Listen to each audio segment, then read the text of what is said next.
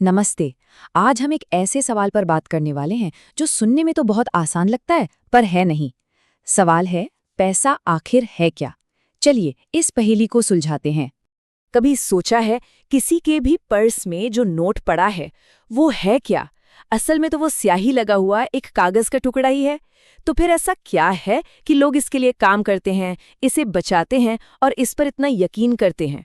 बस यही सवाल आज के हमारे इस पूरे विश्लेषण के केंद्र में है। देखिए, जब हम पैसे के बारे में सोचते हैं ना, तो हमारे दिमाग में फौरन कुछ ठोस चीजें आती हैं, जैसे हाथ में रखे हुए सिक्के, जेब में नोटों की गड्डी या फिर तिजोरी में रखा सोना। और ये सोचना गलत भी नहीं है, क्योंकि हम इसे ऐसे ही तो इस्तेमाल करते आए हैं। पर क्या हो अगर मैं कहूं कि पैसे को एक फिजिकल चीज समझना ही हमारी सबसे बड़ी गलतफहमी है? क्या हो अगर पैसे की असली कीमत उस चीज में है ही नहीं जिससे वो बना है, बल्कि कहीं और है?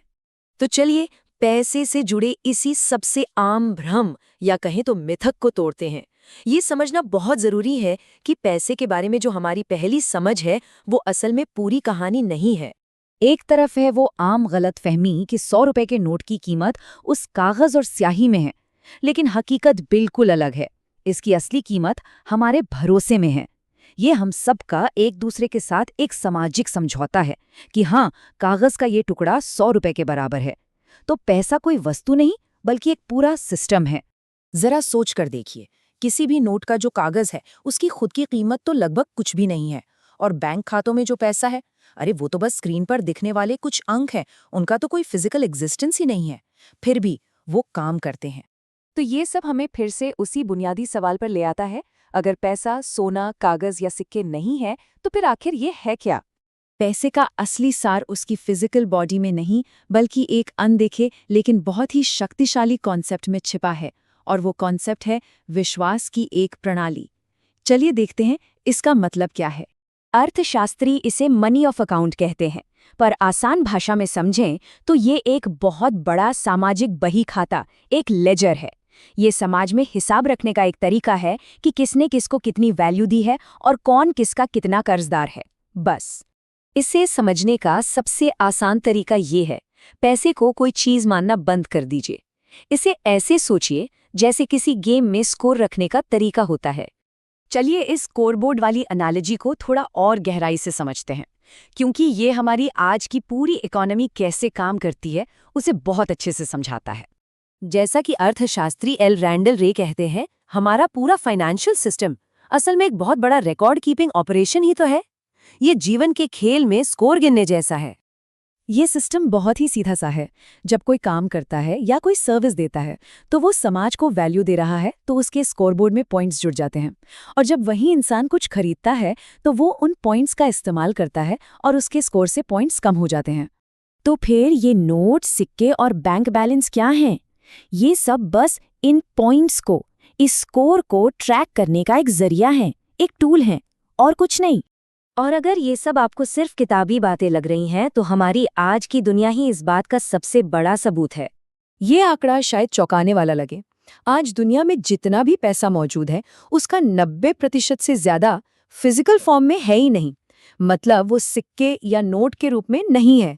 ये सारा पैसा सिर्फ कंप्यूटर सिस्टम में, बैंकों के लेजर में इलेक्ट्रॉनिक एंट्री के तौर पर मौजूद है। जब कोई कार्ड से पेमेंट करता है या ऑनलाइन ट्रांसफर करता है, तो कोई भौतिक चीज एक हाथ से दूसरे हाथ में नहीं जाती।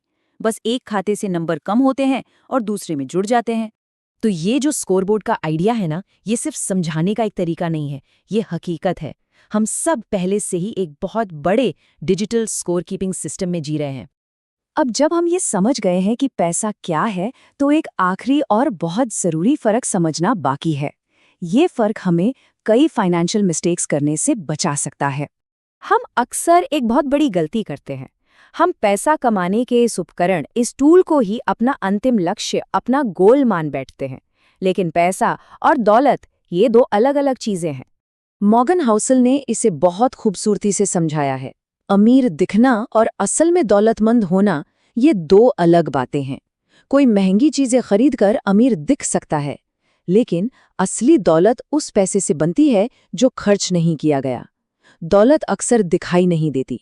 इसे ऐसे समझिए, पैसा एक नदी की तरह है जिसका एक फ्लो होता है, वो आता है और जाता है, इसका इस्तेमाल लेन देन के लिए होता है। वहीं दौलत एक झील की तरह है, ये वो मूल्य है जो समय के साथ इकट्ठा होता है, जो खर्च करने के बाद भी बचा रहता है। तो आज का सबसे ज़रूरी सबक ये है, पैसा वैल्यू को नापने और एक्सचेंज करने का एक बहुत ही पावरफुल सिस्टम है, लेकिन ये सिर्फ एक टूल है। असली गोल दौलत बनाना है, यानी वैल्यू को बचा कर रखना, न कि सिर्फ पैसे के फ्लो में बह जाना। और ये सब हमें एक बहुत ही दिलचस्प सवाल पर लाकर छोड़ देता है। अगर पैसा किसी फिजिकल चीज़ पर नहीं, बल्कि सिर्फ आपसी विश्वास पर टिका है, तो हजारों साल पहले ये विश्वास बना कैसे? इस सिस्टम की शुरुआत हुई कैसे? इस पर हम अगली बार बात करेंगे। जुड़ने के लिए धन्यवाद। नमस्ते। हम सब हर रोज पैसे का इस्तेमाल करते हैं, है ना? पर कभी सोचा है कि ये सिस्टम, ये आइडिया आखिर शुरू कैसे हुआ? आज हम इसी मजेदार कहानी की तह तक जाएंगे कि पैसे का जन्म कैसे हुआ। चलिए, एक पल के लिए जरा सोचते हैं। एक ऐसी दुनिया की कल्पना कीजिए जहां कोई रुपया, डॉलर या सिक्का ही नहीं। तो फिर उस दुनिया में अपनी जरूरत की चीजें कैसे मिलती? देखिए, पैसे से बहुत बहुत पहले लोग सीधे सीधे सामान का लेन देन करते थे। इसी सिस्टम को हम वस्तु विनिमय या बार्टर सिस्टम कहते हैं। मतलब अगर किसी के पास चावल हैं और उसे जूते चाहिए, तो उसे कोई ऐसा इंसान ढूंढना होगा जिसके पास जूते हों और उसे बदले में चावल की जरूरत हो। सिंपल, सामान के बदले सामान। सुनने में तो ये काफी सीधा साधा लगता है ना? लेकिन इस सिंपल से सिस्टम में एक बहुत बहुत बड़ी दिक्कत थी, एक ऐसी खामी जिसने धीरे धीरे इसे लगभग नामुमकिन बना दिया। इस समस्या को कहते हैं जरूरतों का दोहरा संयोग। अब ये सुनने में थोड़ा भारी शब्द लगता है, पर इसका मतलब बहुत आसान है। इसका मतलब है कि सौदा तभी होगा जब दोनों लोगों को वही चीज चाहिए हो जो दूसरे के पास है। मान लीजिए एक किसान के पास ढेर सारा चावल है और उसे कपड़े चाहिए, तो उसे किसी ऐसे जुलाहे को ढूंढना होगा जिसके पास फालतू कपड़े हों और उसे चावल की सख्त जरूरत हो। लेकिन सोचिए, अगर उस जुलाहे को चावल नहीं बल्कि जूते चाहिए तो बस सौदा हो ही नहीं पाएगा। और यहीं से असली सिरदर्द शुरू होता था। सही इंसान को ढूंढने में पता नहीं कितना वक्त और कितनी मेहनत बर्बाद होती थी। फिर एक और बड़ी मुश्किल थी मूल्य तय करने की। भाई, एक कुर्सी के बदले कितनी मुर्गियां मिलेंगी, इसका कोई पक्का हिसाब ही नहीं था। और जरा सोचिए, अगर किसी को सिर्फ एक रोटी चाहिए और आपके पास देने के लिए सिर्फ एक गाय है। अब गाय का एक छोटा सा टुकड़ा तो काट कर नहीं दे सकते हैं ना? और तो और अनाज या जानवरों जैसी चीजों को जमा करके रखना भी एक झंझट था। वो खराब हो सकते थे या उन्हें रखने के लिए बहुत जगह चाहिए होती थी। तो समाज जैसे जैसे बड़ा होता गया, ये सिस्टम और भी ज्यादा बोझ बनता गया। तो इस अंतहीन खोज और झंझट से तंग आकर इंसानों ने एक बड़ा ही क्रांतिकारी हल निकाला। और यकीन मानिए, ये इस कहानी का सबसे बड़ा टर्निंग पॉइंट है। आइडिया बहुत ही सिंपल था। क्या हो अगर व्यापार को सीधा सामान के बदले सामान करने की जगह बीच में किसी ऐसी चीज का इस्तेमाल किया जाए जिसे हर कोई कीमती मानता हो और लेने को तैयार भी हो? इससे व्यापार दो आसान स्टेप्स में बंट गया। पहला, कोई भी अपने चावल बेचकर वो आम चीज ले सकता है, और दूसरा, फिर उस आम चीज से कहीं और जाकर अपनी जरूरत के कपड़े खरीद सकता है। इसने जरूरतों के दोहरे संयोग वाली मुश्किल को जड़ से ही खत्म कर दिया। और यही जो बीच की चीज थी, वही असल में दुनिया का पहला पैसा थी। हाँ, ये कोई कागज का नोट या सिक्का नहीं था, बल्कि ऐसी चीजें थीं जिन्हें उस समाज में सब लोग कीमती मानते थे। जरा देखिए, ये कितना दिलचस्प है। दुनिया में अलग अलग जगहों पर पैसे के तौर पर अलग अलग चीजों का इस्तेमाल हुआ। प्राचीन भारत और अफ्रीका में जानवर, रोमन साम्राज्य में नमक, चीन और मालदीव में कौड़ी के गोले और अमेरिकी बस्तियों में तंबाकू। ये इस बात का सबसे बड़ा सबूत है कि पैसा असल में कोई चीज नहीं, बल्कि एक आइडिया है, एक भरोसा है। कोई भी चीज पैसा बन सकती है अगर सब लोग मिलकर उसके मूल्य पर यकीन कर लें। तो इस एक विचार ने पूरी मानव सभ्यता पर इतना गहरा असर कैसे डाला? इसने सब कुछ कैसे बदल कर रख दिया? तो सबसे जरूरी बात यह है कि पैसा कोई जादुई चीज नहीं है। ये असल में एक टूल है, एक टेक्नोलॉजी है जिसका आविष्कार बाटा सिस्टम की मुश्किलों को हल करने के लिए किया गया था। इसने व्यापार को धीमे और मुश्किल से बदलकर तेज, आसान और फ्लेक्सिबल बना दिया। इसने अर्थव्यवस्थाओं को एक नई रफ्तार दी और बड़े पैमाने पर लोगों के बीच सहयोग को मुमकिन बनाया। ये बात पैसे के असल मकसद को बड़े ही खूबसूरत तरीके से बताती है। पैसा बस एक ऐसा माध्यम है जो दो लोगों के बीच व्यापार को आसान बनाता है, भले ही उनकी ज़रूरतें एक दूसरे से सीधे सीधे मेल ना खाती हों। तो हमने देखा कि कैसे बार्टर सिस्टम की परेशानियों ने पैसे के आइडिया को जन्म दिया, जिसमें नमक और कौड़ियों से लेकर मवेशियों तक का इस्तेमाल हुआ। लेकिन कहानी यहाँ खत्म नहीं होती। पैसे के इन शुरुआती रूपों में से कुछ दूसरों से बेहतर क्यों थे, और आखिर में इंसानों ने सोने और चांदी जैसी कीमती धातुओं को ही क्यों चुना? ये एक और दिलचस्प कहानी है जिसे हम अगली बार समझेंगे। तो चलिए आज पैसे के इतिहास की गहराइयों में चलते हैं और समझते हैं कि इसकी शुरुआत आखिर हुई कैसे। अब ये सुनने में तो बड़ा सीधा सा सवाल लगता है ना? पर इसका जवाब हमें पैसे के बनने की पूरी कहानी सुनाता है। एक ऐसी कहानी जिसने व्यापार करने के तरीकों को हमेशा हमेशा के लिए बदल दिया। देखिए, पैसा कोई एक दिन में हुआ चमत्कार नहीं था। असल में ये तो उन दिक्कतों को सुलझाने का एक लंबा सफर था जिनसे इंसान हजारों सालों से जूझ रहा था। तो हमारी कहानी शुरू होती है सबसे पहली और सबसे बड़ी दिक्कत से। वो थी बार्टर सिस्टम की दिक्कत, मतलब चीजों के बदले चीजों का लेन देन। सिक्कों के आने से बहुत पहले लोग इस्तेमाल करते थे कमोडिटी मनी, यानी ऐसी चीजें जो खुद भी काम की थी, जैसे मवेशी, नमक या फिर अनाज। सोचिए, पुराने भारत और अफ्रीका में गाय बैल से काम चलता था, तो चीन में नमक और कौड़ियों से। पर आप खुद ही अंदाजा लगा सकते हैं कि रोज रोज की खरीदारी में इन चीजों को इस्तेमाल करना कितना मुश्किल रहा होगा। और यहीं से असली दिक्कतें शुरू होती हैं। जरा सोच कर देखिए, अगर आपका पैसा अनाज है तो वो सड़ जाएगा, अगर मवेशी हैं तो वो तो मर भी सकते हैं, और इन्हें एक जगह से दूसरी जगह ले जाना वो तो एक अलग ही सिरदर्द था। और सबसे बड़ा सवाल, अगर सिर्फ थोड़ी सी सब्जी खरीदनी हो तो क्या एक गाय को छोटे छोटे हिस्सों में बांटेंगे? ये तो हो नहीं सकता है ना? तो जाहिर है इन सारी मुश्किलों ने लोगों को सोचने पर मजबूर कर दिया। एक बेहतर रास्ते की तलाश शुरू हो गई, एक ऐसी चीज की खोज जो व्यापार को आसान बना दे और जिस पर भरोसा किया जा सके। तो एक आइडियल पैसे में क्या क्या खूबियां होनी चाहिए थी? चलिए देखते हैं। पहली, वो चीज खराब नहीं होनी चाहिए, यानी टिकाऊ हो। दूसरी, भारी भरकम ना हो, जिसे आसानी से कहीं भी ले जाया जा सके। तीसरी, उसे आसानी से छोटे छोटे हिस्सों में बांटा जा सके। और चौथी और सबसे जरूरी, उसकी कीमत स्थिर रहे, जो तभी हो सकता है जब वो चीज दुर्लभ हो। और बस इसी तलाश ने हमारी कहानी में एंट्री करवाई सोने और चांदी जैसे कीमती मेटल्स की। ये वो हीरो थे जो उन सारी शर्तों पर एकदम खरे उतरते थे। चलिए एक एक करके देखते हैं कैसे। सोना और चांदी हजारों साल तक खराब नहीं होते, मतलब ये टिकाऊ हैं। इनकी थोड़ी सी मात्रा भी काफी कीमती होती है, तो इन्हें साथ लेकर घूमना भी आसान है। इन्हें पिघलाकर किसी भी वजन में बांटा जा सकता है, और क्योंकि यह आसानी से नहीं मिलते, इनकी कीमत भी स्थिर रहती है। तो लगा कि बस प्रॉब्लम सॉल्व हो गई, है ना? लेकिन कहानी में एक नया मोड़ आया। इस सॉल्यूशन ने एक नई और शायद पहले से भी बड़ी प्रॉब्लम को जन्म दिया, और वो प्रॉब्लम थी भरोसे की। अब हर बार खरीद बिक्री में पहला सवाल यही उठता था, क्या ये सोना असली है? क्या इसमें मिलावट तो नहीं है?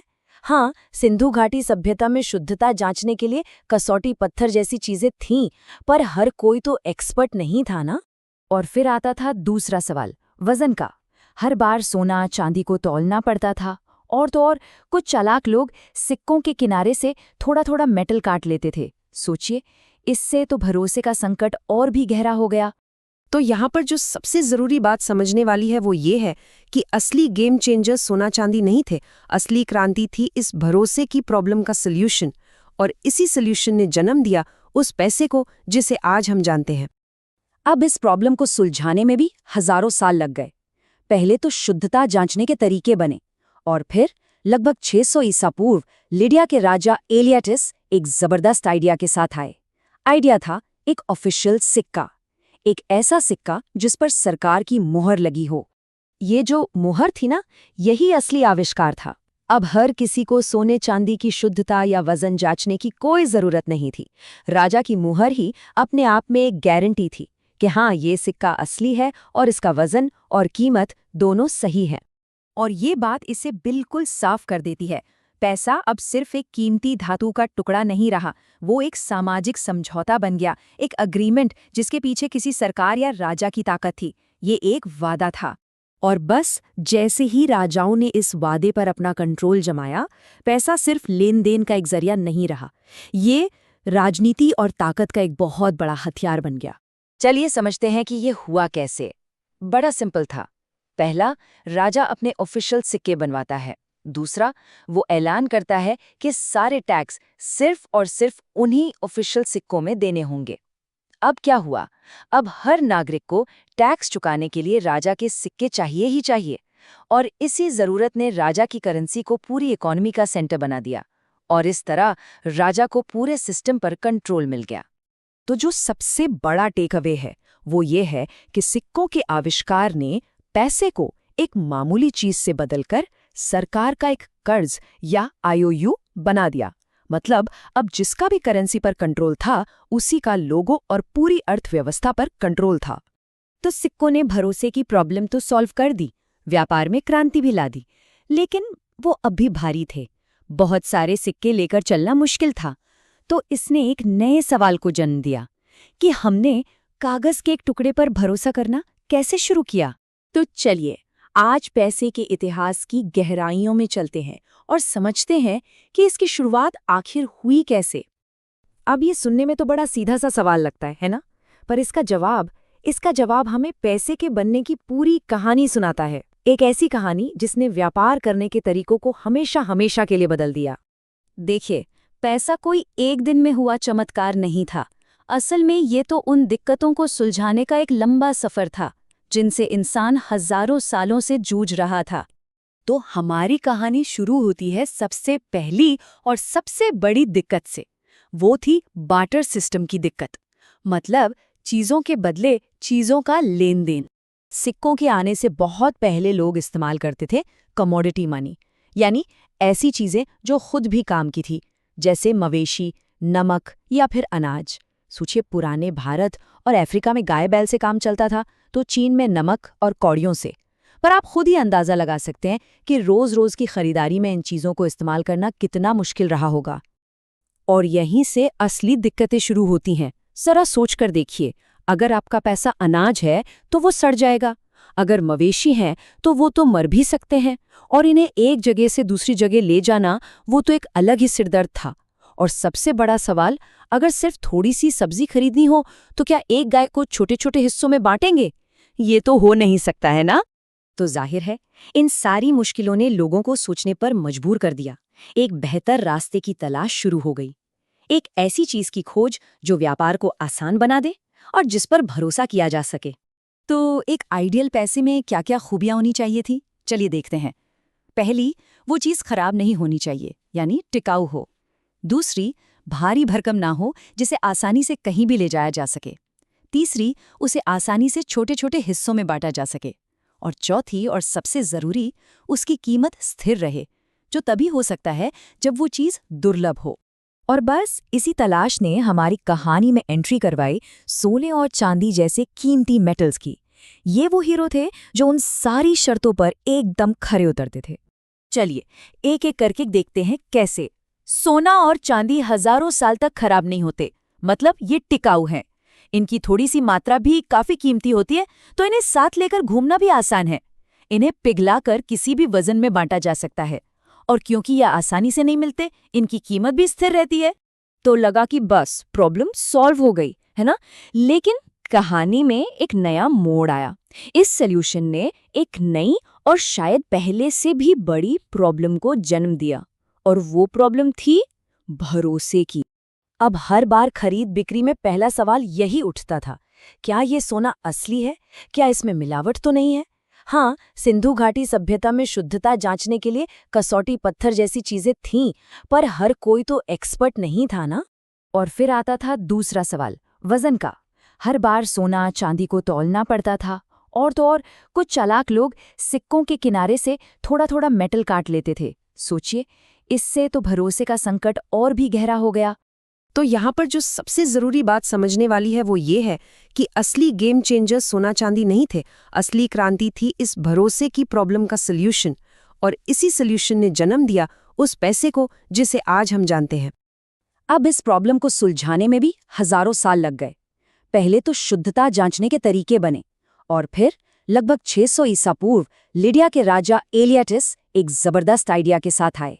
आइडिया था एक ऑफिशियल सिक्का, एक ऐसा सिक्का जिस पर सरकार की मुहर लगी हो। ये जो मुहर थी ना, यही असली आविष्कार था। अब हर किसी को सोने चांदी की शुद्धता या वजन जांचने की कोई जरूरत नहीं थी। राजा की मुहर ही अपने आप में एक गारंटी थी कि हाँ, ये सिक्का असली है और इसका वजन और कीमत दोनों सही है। और ये बात इसे बिल्कुल साफ कर देती है। पैसा अब सिर्फ एक कीमती धातु का टुकड़ा नहीं रहा, वो एक सामाजिक समझौता बन गया, एक अग्रीमेंट जिसके पीछे किसी सरकार या राजा की ताकत थी। ये एक वादा था। और बस जैसे ही राजाओं ने इस वादे पर अपना कंट्रोल जमाया, पैसा सिर्फ लेन देन का एक जरिया नहीं रहा, ये राजनीति और ताकत का एक बहुत बड़ा हथियार बन गया। चलिए समझते हैं कि ये हुआ कैसे। बड़ा सिंपल था। पहला, राजा अपने ऑफिशियल सिक्के बनवाता है। दूसरा, वो ऐलान करता है कि सारे टैक्स सिर्फ और सिर्फ उन्हीं ऑफिशियल सिक्कों में देने होंगे। अब क्या हुआ? अब हर नागरिक को टैक्स चुकाने के लिए राजा के सिक्के चाहिए ही चाहिए, और इसी जरूरत ने राजा की करेंसी को पूरी इकोनॉमी का सेंटर बना दिया, और इस तरह राजा को पूरे सिस्टम पर कंट्रोल मिल गया। तो जो सबसे बड़ा टेक अवे है वो ये है कि सिक्कों के आविष्कार ने पैसे को एक मामूली चीज से बदलकर सरकार का एक कर्ज या आईओयू बना दिया। मतलब अब जिसका भी करेंसी पर कंट्रोल था, उसी का लोगों और पूरी अर्थव्यवस्था पर कंट्रोल था। तो सिक्कों ने भरोसे की प्रॉब्लम तो सॉल्व कर दी, व्यापार में क्रांति भी ला दी, लेकिन वो अब भी भारी थे। बहुत सारे सिक्के लेकर चलना मुश्किल था। तो इसने एक नए सवाल को जन्म दिया कि हमने कागज के एक टुकड़े पर भरोसा करना कैसे शुरू किया। कभी सोचा है कि हम लोग भारी भरकम सोने के सिक्कों से कागज के इन हल्के फुल्के नोटों तक आए कैसे? ये सिर्फ सुविधा की बात नहीं थी। नहीं, ये एक ऐसी क्रांति थी जिसने पैसे का मतलब ही हमेशा के लिए बदल दिया। तो चलिए इस कमाल की कहानी की तह तक चलते हैं। तो यही है वो बड़ा सवाल, हमने ठोस सोने के बदले सादे से कागज से लेन देन करना क्यों शुरू किया? सुनने में थोड़ा अजीब लगता है ना, कि कोई कीमती धातु छोड़कर कागज के एक मामूली टुकड़े पर भरोसा कर ले, पर इसके पीछे एक बहुत ही प्रैक्टिकल और कह सकते हैं पावरफुल कारण छिपा हुआ था। तो देखिए, प्रॉब्लम शुरू हुई यहां से। जरा सोच कर देखिए, कोई बड़ा सौदा करना है और उसके लिए कई कई किलो वजनी तांबे या सोने के सिक्के ढोने पड़ रहे हैं। ये ना सिर्फ मुश्किल था, बल्कि बहुत ज्यादा रिस्की भी था। लुटेरों के लिए तो ऐसे व्यापारी समझ लीजिए एक आसान शिकार थे। तो जाहिर है कुछ तो बदलना ही था। और ये बदलाव आया एक ऐसी जगह से जिसके बारे में किसी ने सोचा भी नहीं था, लोकल सुनारों से। जी हाँ, उनके पास एक बहुत ही सिंपल लेकिन रेवोल्यूशनरी सॉल्यूशन था, जिसने दुनिया को हमेशा के लिए बदल कर रख दिया। देखिए, व्यापारियों को हमेशा ये चिंता लगी रहती थी कि अपना सोना सुरक्षित कैसे रखें, और सुनारों के पास उनके पास पहले से ही मजबूत तिजोरियां थीं। तो बस एक नेचुरल पार्टनरशिप बन गई। व्यापारी अपना सोना सेफ रखने के लिए सुनार को एक छोटी सी फीस दे देते थे। मतलब एक सीधी सादी सिक्योरिटी की व्यवस्था थी। प्रोसेस बहुत ही सिंपल था। सोना जमा किया और बदले में एक रसीद मिल गई जिस पर लिखा होता था कि भाई कितना सोना तिजोरी में सेफ है। शुरुआत में तो ये रसीद बस एक क्लेम चेक जैसी थी, मतलब सोने पर अपने मालिकाना हक का एक पक्का सबूत। और यहीं से एक बहुत जरूरी कॉन्सेप्ट निकल कर आता है, रिप्रेजेंटेटिव मनी। मतलब ये कागज खुद में कीमती नहीं था, लेकिन ये तिजोरी में रखी किसी कीमती चीज को रिप्रेजेंट करता था। तो ये सिर्फ एक कागज का टुकड़ा नहीं था, ये सोने का एक पक्का वादा था।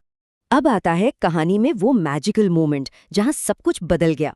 और ये किसी कानून या राजा के हुक्म से नहीं हुआ, नहीं, बल्कि लोगों के बर्ताव में आए एक छोटे से लेकिन बहुत ही गहरे बदलाव से हुआ। लोगों को बहुत जल्द ये एहसास हो गया कि भाई अगर किसी को पेमेंट करनी है तो पहले सुनार के पास जाओ, सोना निकलवाओ, फिर उससे किसी और को दो। इतना लंबा चौड़ा काम क्यों करना, जब सीधे ये रसीद ही दी जा सकती है। आखिर वो इंसान भी तो उसी रसीद को लेकर जब चाहे सोना ले ही सकता है। तो हुआ ये कि ये रसीदें एक हाथ से दूसरे हाथ जाने लगी, बिल्कुल सिक्कों की तरह। ये लेन देन का जरिया बन गई। और सबसे मजेदार बात क्या थी कि असली सोना तो तिजोरी से बाहर निकल ही नहीं रहा था, लेकिन उसकी वैल्यू बाजार में लगातार घूम रही थी। और उधर सुनार वो ये सब बहुत ध्यान से देख रहे थे। और उन्होंने एक ऐसी चीज नोटिस की जो न सिर्फ उन्हें अमीर बनाने वाली थी बल्कि पूरी फाइनेंशियल दुनिया की नींव रखने वाली थी। उन्होंने ये देखा कि किसी भी दिन डिपॉजिटर्स का बस एक छोटा सा हिस्सा ही अपना सोना निकालने आता है। ज्यादातर सोना तो बस सालों साल वहीं तिजोरी में पड़ा रहता है। और बस इसी बात से उनके दिमाग में एक बहुत ही पावरफुल आइडिया आया। क्या हो अगर वो अपने पास रखे हुए सोने से ज्यादा की रसीदें जारी कर दें? यही सवाल ही आधुनिक बैंकिंग का मूल है। और उन्होंने ठीक यही किया। मिसाल के तौर पर अगर एक सुनार के पास 100 किलो सोना है तो वो 125 किलो सोने के बराबर की रसीदें जारी कर सकता था, और वो जो एक्स्ट्रा 25 किलो की रसीदें थीं वो लोन के तौर पर दी जाती थीं, जिस पर वो ब्याज कमाते थे। इसी प्रैक्टिस को आज हम फ्रैक्शनल रिजर्व बैंकिंग के नाम से जानते हैं। ये इसी आइडिया पर काम करता है कि सारे डिपॉजिटर्स एक ही टाइम पर अपना पैसा वापस नहीं मांगेंगे। और सच पूछिए तो आज के पूरे बैंकिंग सिस्टम की बुनियाद यही है। और ये सच में एक रेवोल्यूशनरी मोमेंट था। पहली बार पैसे का बनना सिर्फ कीमती धातुओं की माइनिंग तक ही सीमित नहीं रहा।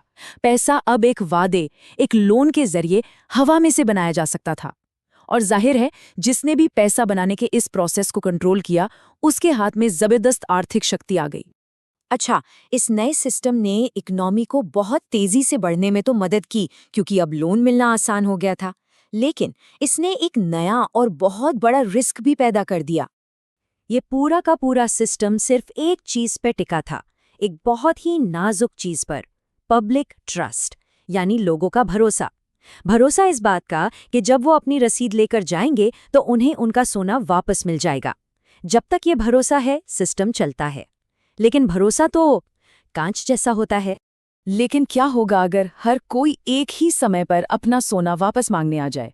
यही इस सिस्टम की सबसे बड़ी कमजोरी छिपी थी। मशहूर इन्वेस्टर रे डेलियो इसे कुछ ऐसे समझाते हैं। ये एक बहुत ही भयानक एहसास होता है जब भरोसा टूटता है और लोगों को पता चलता है कि जिस चीज को वो अपनी दौलत समझ रहे थे उसका ज्यादातर हिस्सा तो असल में वहां है ही नहीं। इसी सिचुएशन को बैंक रन कहा जाता है। ये डर से पैदा होता है, इस डर से कि अगर पैसा जल्दी नहीं निकाला तो शायद कुछ भी हाथ नहीं लगेगा, और अक्सर यही डर पूरे सिस्टम को गिरा देता है। तो जो सबसे बड़ी बात समझने वाली है वो ये है कि दुनिया एक ऐसे सिस्टम से निकलकर जहां पैसा एक फिजिकल चीज थी, एक ऐसे सिस्टम में आ गई जहां पैसा एक सोशल एग्रीमेंट है, एक सामाजिक समझौता। ये पूरी तरह से भरोसे पर टिका है, और जो लोग इस भरोसे को कंट्रोल करते हैं यानी बैंक्स और सरकारें, उनके पास जाहिर है बहुत ज्यादा पावर होती है। ये बदलाव सदियों तक चलता रहा। 1900 तक ज्यादातर बड़े देश गोल्ड स्टैंडर्ड पर थे, मतलब उनकी करेंसी सोने से जुड़ी हुई थी। लेकिन 1971 में जब अमेरिका ने गोल्ड स्टैंडर्ड को छोड़ दिया तो ये दौर भी ऑफिशियली खत्म हो गया। आज हम जो पैसा इस्तेमाल करते हैं जैसे रुपए, डॉलर या यूरो, उसे कहते हैं फिएट मनी। इसकी वैल्यू इसलिए है क्योंकि सरकार कहती है कि इसकी वैल्यू है, और हम सब इस बात पर भरोसा करते हैं। ये किसी भी फिजिकल चीज से बैक्ड नहीं है। और ये बात हमें एक बहुत ही गहरे सवाल पर लाके छोड़ देती है। अगर हमारा पैसा अब सोने से बैक्ड नहीं है तो असल में इसे वैल्यू मिलती कहाँ से है? अगर ये सिर्फ कागज का टुकड़ा या स्क्रीन पर एक डिजिटल नंबर है तो ये इतना कीमती क्यों है? वो कौन सा भरोसा है जो आज हमारे पूरे ग्लोबल इकोनॉमिक सिस्टम को एक साथ जोड़े हुए हैं? इस पर सोचिएगा जरूर। अच्छा, कभी अपने बैंक अकाउंट में जो नंबर दिखते हैं या पर्स में जो नोट पड़े हैं उनको देखकर सोचा है कि ये असल में हैं क्या? यकीन मानिए इसका जवाब आपको चौंका सकता है। तो चलिए आज पैसे की असली कहानी को परत दर परत खोलते हैं। तो सबसे पहले एक बहुत बड़े वहम को दूर करते हैं। क्या सच में हमारे हर रुपए के बदले सरकार की तिजोरी में उतना ही सोना रखा हुआ है? देखिए, बहुत से लोग ऐसा ही मानते हैं, पर क्या इस बात में जरा भी सच्चाई है? आज पता लगाते हैं। देखिए, आज का पैसा कैसे काम करता है ये समझने के लिए हमें थोड़ा सा पीछे जाना होगा इतिहास में। कहानी की शुरुआत कागज से नहीं बल्कि सोने से होती है। चलिए एक कहानी से समझते हैं। मान लीजिए एक गांव में लाला नाम का एक सुनार था। लोग उस पर बहुत भरोसा करते थे, तो अपना सारा सोना उसके पास सुरक्षित रखवा देते थे। बदले में लाला उन्हें एक कागज की रसीद दे देता था। और फिर कुछ बहुत ही दिलचस्प हुआ। लोगों ने भारी भरकम सोना ढोने के बजाय लाला की उन्हीं हल्की फुल्की रसीदों से ही आपस में लेन देन करना शुरू कर दिया। और पता है, इसी को कहा गया प्रतिनिधि पैसा या रिप्रेजेंटेटिव मनी। मतलब उस कागज की अपनी कोई कीमत नहीं थी। उसकी कीमत इसलिए थी क्योंकि वो असली सोने का एक वादा था, एक सबूत था। वो सिर्फ एक कागज का टुकड़ा नहीं था, बल्कि एक तरह का क्लेम टिकट था।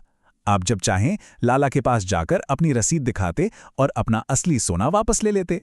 और फिर पैसे के इतिहास में एक जबरदस्त मोड़ आया, एक भूचाल आया कह सकते हैं। कागज और सोने के बीच का वो जो मजबूत, भरोसेमंद रिश्ता था ना, वो हमेशा हमेशा के लिए टूटने वाला था। ये साल था 1971, एक ऐसा साल जिसने मॉडर्न पैसे की पूरी दुनिया का नक्शा ही बदल कर रख दिया। पर सवाल यह है कि आखिर हुआ क्या था इस साल? इसे इतिहास में निक्सन शॉक के नाम से जाना जाता है।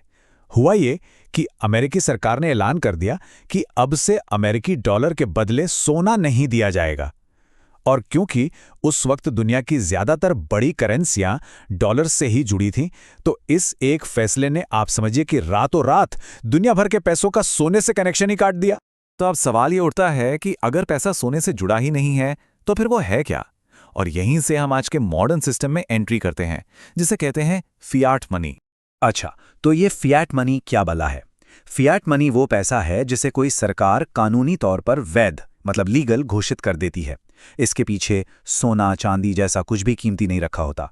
इसकी कीमत सिर्फ दो चीजों पर टिकी है। एक, सरकार का आदेश जिसे फियाट कहते हैं, और दूसरा, हम सबका एक दूसरे पर भरोसा। और यहीं पर सबसे बड़ा सवाल खड़ा होता है ना? कि अगर ये सिर्फ एक कागज का टुकड़ा है या हमारे कंप्यूटर स्क्रीन पर दिखने वाला एक नंबर है जिसके पीछे कुछ भी ठोस नहीं रखा है, तो फिर हम सब इसे इतना कीमती क्यों मानते हैं? मतलब ये पूरा का पूरा सिस्टम आखिर चलता कैसे है? देखिए, इसका एक शब्द में जवाब है भरोसा। लेकिन रुकिए, ये कोई अंधा भरोसा नहीं है। ये एक बहुत ही सोचे समझे और सुनियोजित सिस्टम पर टिका हुआ भरोसा है। आप इसकी कीमत को 3 मजबूत पिलर्स पर खड़ा हुआ समझ सकते हैं। पहला है सामाजिक समझौता। मतलब मैं आपसे पैसे इसलिए लेता हूं क्योंकि मुझे पूरा यकीन है कि आगे कोई और मुझसे वो पैसे ले लेगा। दूसरा, व्यावसायिक स्वीकृति।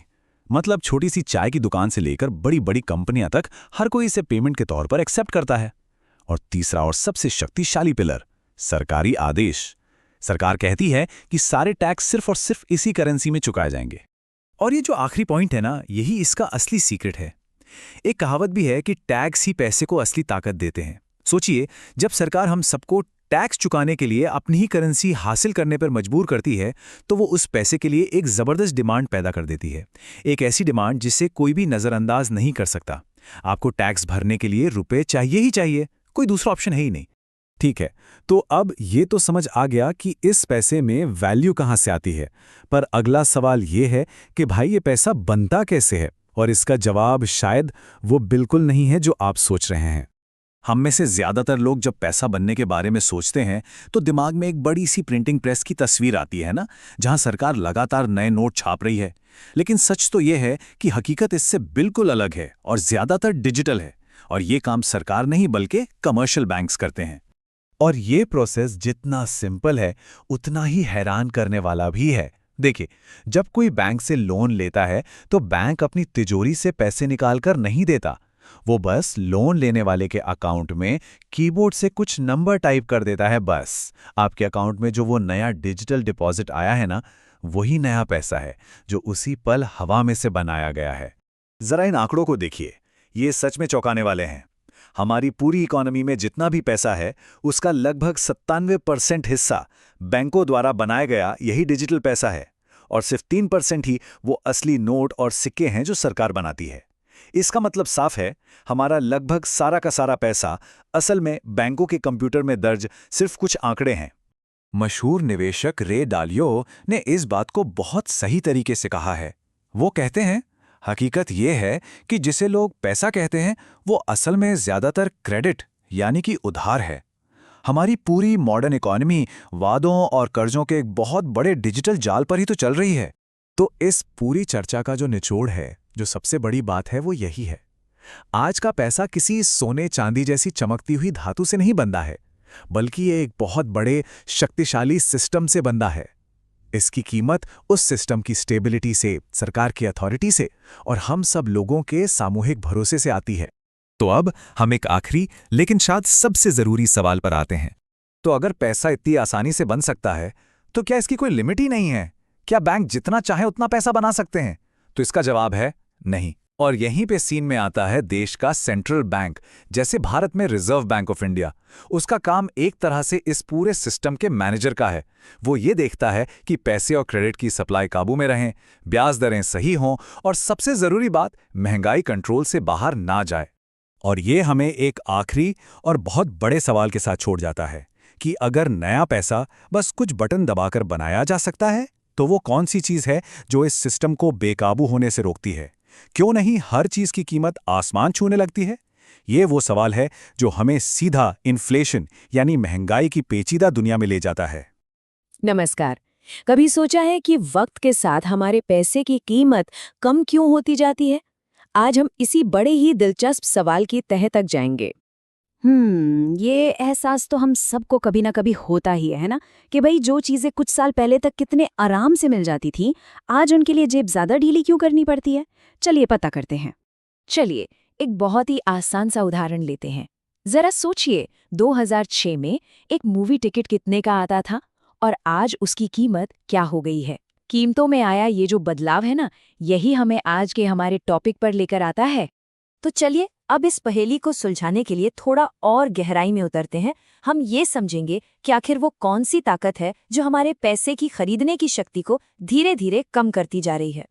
तो ये जो पूरी कहानी है ना, इसका एक खास आर्थिक नाम भी है। इसे कहते हैं मुद्रास्फीति, या फिर हम सब इसे जिस नाम से जानते हैं, महंगाई।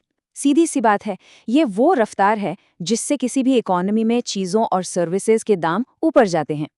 मतलब इसका सीधा सा मतलब ये हुआ कि पैसे की जो खरीदने की ताकत है वो कम हो रही है। हमारा हर एक रुपया अब पहले से कम सामान खरीद सकता है। आइए अब महंगाई के सबसे बुनियादी कारण को समझते हैं।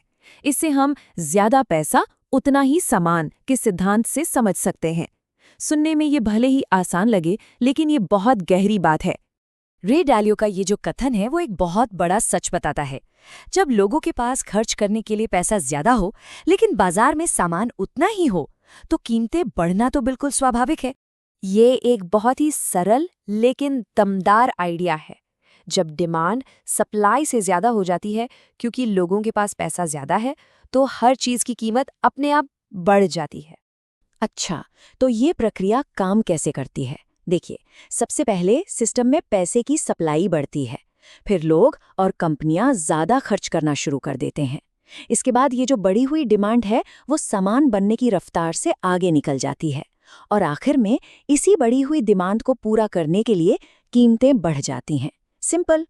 चलिए अब थोड़ा और आगे बढ़ते हैं और देखते हैं कि ये सिस्टम असल में कैसे काम करता है। अब हम उन दो मुख्य दबावों को समझेंगे जो कीमतों को ऊपर की ओर धकेलते हैं। तो यहाँ हम एक ही सिक्के के दो पहलू देखते हैं। एक तरफ है डिमांड पुल इन्फ्लेशन, मतलब मांग जनित मुद्रास्फीति, जहाँ ज्यादा खरीदारी कीमतों को ऊपर की ओर खींचती है, और दूसरी तरफ है कॉस्ट पुश इन्फ्लेशन, यानी लागत जनित मुद्रास्फीति, जहां उत्पादन की बढ़ती लागत या सामान की कमी कीमतों को ऊपर की ओर धकेल देती है। ठीक है, ये सब तो हो गई आर्थिक बातें, पर अब देखते हैं कि ये सारी चीजें सीधे सीधे हमारी और आपकी जेब पर कैसे असर डालती हैं। देखिए, जब कीमतें हमारी सैलरी से ज्यादा तेजी से बढ़ती हैं, तो हमारी खरीदने की ताकत असल में घट जाती है। जरा सोचिए, अगर किसी की सैलरी 5% बढ़ती है लेकिन महंगाई 7% है, तो असल में तो वो पिछले साल से भी कम सामान खरीद पाएगा। और यहीं पर सबसे जरूरी बात सामने आती है, पता है क्या? हमें अपना देखने का तरीका बदलना होगा। मसला सिर्फ ये नहीं है कि चीजें महंगी हो रही हैं, असली बात तो ये है कि हमारे हाथ में जो पैसा है ना, उसकी खुद की कीमत, उसकी वैल्यू कम हो रही है। और आखिर में ये समझना भी जरूरी है कि थोड़ी बहुत महंगाई मॉडर्न इकोनॉमीज की एक खासियत है, कोई खराबी नहीं। ये सब एक बैलेंस बनाने का खेल है। ज्यादातर सेंट्रल बैंक्स लगभग 2% महंगाई का टारगेट लेकर चलते हैं। ऐसा माना जाता है कि ये रेट इकोनॉमी को आगे बढ़ने के लिए प्रोत्साहित करता है और लोगों की बचत को बहुत ज्यादा नुकसान भी नहीं पहुंचाता। ये एक बहुत बड़ा सवाल है और इसका एक जवाब भी है। आइए महंगाई के सबसे खतरनाक रूप को देखते हैं। इसे कहते हैं अतिस्फीति या हाइपर इन्फ्लेशन, ये वो सिचुएशन है जब कीमतें एक महीने में 50% से भी ज़्यादा तेज़ी से बढ़ने लगती हैं। ऐसी हालत में पैसा अपनी लगभग सारी कीमत खो देता है। और इतिहास गवाह है कि इसके कितने भयानक नतीजे हो सकते हैं। सोचिए 1920 के दशक में जर्मनी या फिर हाल के सालों में जिम्बाब्वे और वेनेजुएला। इन देशों में हालत इतनी ज़्यादा खराब हो गई थी कि लोगों को सिर्फ एक ब्रेड खरीदने के लिए नोटों से भरे हुए थैले लेकर जाना पड़ता था, सिर्फ एक ब्रेड के लिए। तो हमने देखा कि पैसे का मूल्य कोई पत्थर की लकीर नहीं है, ये तो लगातार बदलता रहता है। और ये बात हमें एक बहुत बड़े और गहरे सवाल पर लाकर छोड़ती है। अगर पैसे की अपनी कोई तय कीमत नहीं है, तो आखिर वो क्या चीज़ है जो इसे इतना मूल्यवान बनाती है? इस पर जरूर सोचिएगा। पिछली बार हमने बात की थी कि इन्फ्लेशन यानी आम महंगाई में कीमतें धीरे धीरे बढ़ती हैं। लेकिन आज हम उस भयंकर स्थिति को एक्सप्लोर करेंगे जब ये पूरा process completely out of control हो जाता है। चलिए इस डीप डाइव में जानते हैं हाइपर इन्फ्लेशन की एनाटमी को, जहां पैसों की वैल्यू प्रैक्टिकली जीरो हो जाती है। आज का हमारा रोड मैप बहुत क्लियर है। हम शुरू करेंगे द ब्रेकिंग पॉइंट से, फिर देखेंगे इसमें द की प्लेयर्स कौन है, तबाही की रेसिपी कैसे बनती है, कुछ हिस्टोरिकल टाइमलाइंस, लोगों के बिहेवियर में आने वाला शिफ्ट और finally the end of money. तो आते हैं अपने पहले हिस्से पर, the breaking point. Normal inflation और हाइपर इन्फ्लेशन में आखिर फर्क क्या है? देखिए, नॉर्मल महंगाई एक धीमे लीक की तरह होती है, राइट? कीमतें धीरे धीरे बढ़ती हैं और परचेजिंग पावर थोड़ी कम होती है। पर हाइपर इन्फ्लेशन ये एक कैटास्ट्रोफिक ब्लोआउट है। इसमें कीमतें अचानक रॉकेट की तरह उड़ती हैं और आपकी जेब में रखे कैश की वैल्यू देखते देखते बिल्कुल गायब हो जाती है। लेकिन इसे हम ठीक ठीक डिफाइन कैसे करें? ये सिर्फ बहुत ज्यादा महंगाई बोलने का कोई कैजुअल तरीका नहीं है। मैथमेटिकली स्पीकिंग, अगर किसी इकोनॉमी में सामान और सर्विसेज की कीमतें हर महीने 50% से ज्यादा बढ़ने लगें, ध्यान दीजिए हर महीने 50%, तो उस क्राइसिस को हाइपर इन्फ्लेशन कहते हैं। ये वाकई एक एक्सट्रीम स्थिति है। आगे बढ़ते हैं दूसरे हिस्से पर, द की प्लेयर्स। इस सिस्टम को गिराने वाले मेन खिलाड़ी आखिर हैं कौन? इस पूरे ड्रामे में बेसिकली 3 मेन कैरेक्टर्स होते हैं। पहली हैं सरकारें, जो लिमिट से ज्यादा खर्च करती हैं और भारी कर्ज लेती हैं। दूसरे हैं सेंट्रल बैंक्स, जिनका काम है इस कर्ज को कवर करने के लिए नई करेंसी छापना। और तीसरी सबसे इंपॉर्टेंट कड़ी, द पब्लिक यानी आम जनता। हमारा भरोसा ही इस सिस्टम को जिंदा रखता है, और जब ये भरोसा टूटता है तब असली डिजास्टर शुरू होता है। आप चलते हैं तीसरे हिस्से की तरफ, रेसिपी फॉर मॉनेटरी डिजास्टर। एक परफेक्ट स्टॉर्म बनता कैसे है? सच कहूं तो ये तबाही एक रात में नहीं आती, ये स्टेप बाय स्टेप बढ़ती है। स्टेप 1, सरकारें अपनी आमदनी से कहीं ज्यादा खर्च करने लगती हैं। स्टेप 2, अब इस ओवर स्पेंडिंग को चुकाने के लिए सेंट्रल बैंक्स हवा से नए पैसे क्रिएट करते हैं और नोट छापना शुरू कर देते हैं। और स्टेप 3, सबसे खतरनाक फेज, जब मार्केट में नोट्स तो आ जाते हैं लेकिन उस प्रोपोर्शन में सामान का प्रोडक्शन नहीं बढ़ता। यही वो एग्जैक्ट पॉइंट है जहां सिस्टम बुरी तरह फेल होना शुरू हो जाता है। चौथे हिस्से पे नजर डालते हैं, टाइमलाइंस ऑफ हिस्टोरिक कोलैप्स। चलिए देखते हैं हिस्ट्री में ऐसा प्रैक्टिकली कब कब हुआ। फर्स्ट वर्ल्ड वॉर के बाद 1920s में वाइमार रिपब्लिक यानी आज के जर्मनी का हाल सोचिए। ट्रीटी ऑफ वर्साइज ने उन पर इतना भारी डेट लाद दिया था कि उनकी इकोनॉमी टूट गई। कर्ज चुकाने के लिए सरकार ने अंधाधुंध नोट छापे। नतीजा, जून 1923 आते आते एक सिंगल $1 की कीमत 8,000 मार्क्स तक गिर गई। सोचिए, लोग थैले भर के कैश ले जाते थे सिर्फ एक ब्रेड खरीदने के लिए। पैसा अपनी पूरी अहमियत खो चुका था। ऐसा ही कुछ लेट 2000s में जिम्बाब्वे में हुआ। 1990s के लैंड रिफॉर्म्स की वजह से वहां इकोनॉमी का आउटपुट आधा रह गया, प्रोडक्शन पूरी तरह गिर चुका था। अब सरकार ने क्या किया? अपने खर्च पूरे करने के लिए प्रिंटिंग मशीन्स ऑन की और नोट छापने शुरू कर दिए। प्रोडक्शन गिर रहा था और मार्केट में कैश बढ़ रहा था। इसका असर यह हुआ कि कीमतें हर रोज इतनी तेजी से बढ़ीं कि लोगों को डेली बेसिक चीजों के लिए कैश के बड़े बड़े बंडल्स कैरी करने पड़े। और इसका फाइनल रिजल्ट कितना शॉकिंग था, जरा इस नंबर को देखिए, 23 करोड़ 10 लाख %। ये कोई टाइपिंग मिस्टेक नहीं है। सितंबर 2008 में जिम्बाब्वे का peak annual inflation rate totally यही था। ये एक ऐसा फिगर है जिसे दिमाग इमेजिन तक नहीं कर पाता। रियलिटी ये थी कि वहां लगभग हर रोज कीमतें दुगनी हो रही थीं। अब आते हैं अपने 5वें हिस्से पर, the behavioural shift. In numbers के पीछे एक आम इंसान की मानसिकता का क्या होता है? इस कोट पर गौर कीजिए, जब लोगों को पता होता है कि आज मिले हुए कैश की वैल्यू कल आधी रह जाएगी, तो चारों तरफ पैनिक मच जाता है। हर कोई डिमांड करता है कि उसे तनख्वाह रोजाना मिले और हाथ में कैश आते ही उसे तुरंत खर्च कर दिया जाए। पैसा अपने पास होल्ड करके रखना लिटरली नुकसान का सौदा बन जाता है। ऐसे में सिस्टम का पूरा ब्रेकडाउन शुरू हो जाता है। लोग सेविंग्स करना एब्सोल्यूटली बंद कर देते हैं। बैंक में पैसे रखने का कोई लॉजिक ही नहीं बनता। कमाई हाथ में आते ही पैनिक स्पेंडिंग शुरू होती है। लोग अपनी रद्दी हो चुकी करेंसी को छोड़कर फॉरेन करेंसी या फिजिकल सामान इकट्ठा करने लगते हैं। बिजनेसेस कोई स्टेबल प्राइस सेट ही नहीं कर पाते और मजदूरों की सैलरी की परचेजिंग पावर पल भर में जीरो हो जाती है। पूरा आर्थिक माहौल अनप्रेडिक्टेबल और कियोटिक हो जाता है। और यही चीज हमें ले आती है आज के आखिरी हिस्से पर, द एंड ऑफ मनी। यहां एक कोर इनसाइट को समझना बहुत जरूरी है। हाइपर इन्फ्लेशन सिर्फ ज्यादा नोट छापने का नतीजा नहीं है। असली तबाही तब आती है जब ट्रस्ट, प्रोडक्शन और कंट्रोल, ये तीनों एक ही समय पर ब्रेक होते हैं। एक साथ, बिना प्रोडक्शन और कंट्रोल के जब लोगों का भरोसा उठ जाता है, तभी सिस्टम पूरी तरह से कोलैप्स कर जाता है। बॉटम लाइन यही है दोस्तों कि आज का पैसा यानी ये फियाट करेंसी सिर्फ और सिर्फ इसलिए काम करती है क्योंकि हम सब इस पर विश्वास करते हैं। इसे किसी फिजिकल गोल्ड या रिसोर्स ने बैक नहीं किया है। जिस दिन ये कलेक्टिव बिलीफ, ये भरोसा टूटा, सिस्टम वहीं ढेर हो जाता है। इस पूरे सफर को अगर समेटा जाए तो बाटा सिस्टम से शुरू होकर हम ऑफिशियल सिक्कों, फिर बैंकर्स और 1971 के बाद गोल्ड स्टैंडर्ड खत्म होने पर पूरी तरह फिएट मनी के दौर में आए। 1920s और 2000s के हाइपर इन्फ्लेशन केसेस ने यह बिल्कुल साफ कर दिया है कि आज हम पूरी तरह से एक सिस्टमेटिक ट्रस्ट पर निर्भर हैं। यही हमारी आर्थिक सच्चाई है। तो आखिर में मैं एक फाइनल सवाल छोड़कर जा रहा हूं। अगर आज का मॉडर्न मनी पूरी तरह से सिर्फ और सिर्फ ट्रस्ट की बुनियाद पर टिका है, तो सोचिए जिन फाइनेंशियल सिस्टम्स पर हम रोजाना रिलायंस रखते हैं, वो असल में कितने फ्रजाइल, कितने नाजुक हैं। इस बारे में थोड़ा सोचिएगा जरूर। चलिए सीधे आज के इस दिलचस्प विश्लेषण में चलते हैं।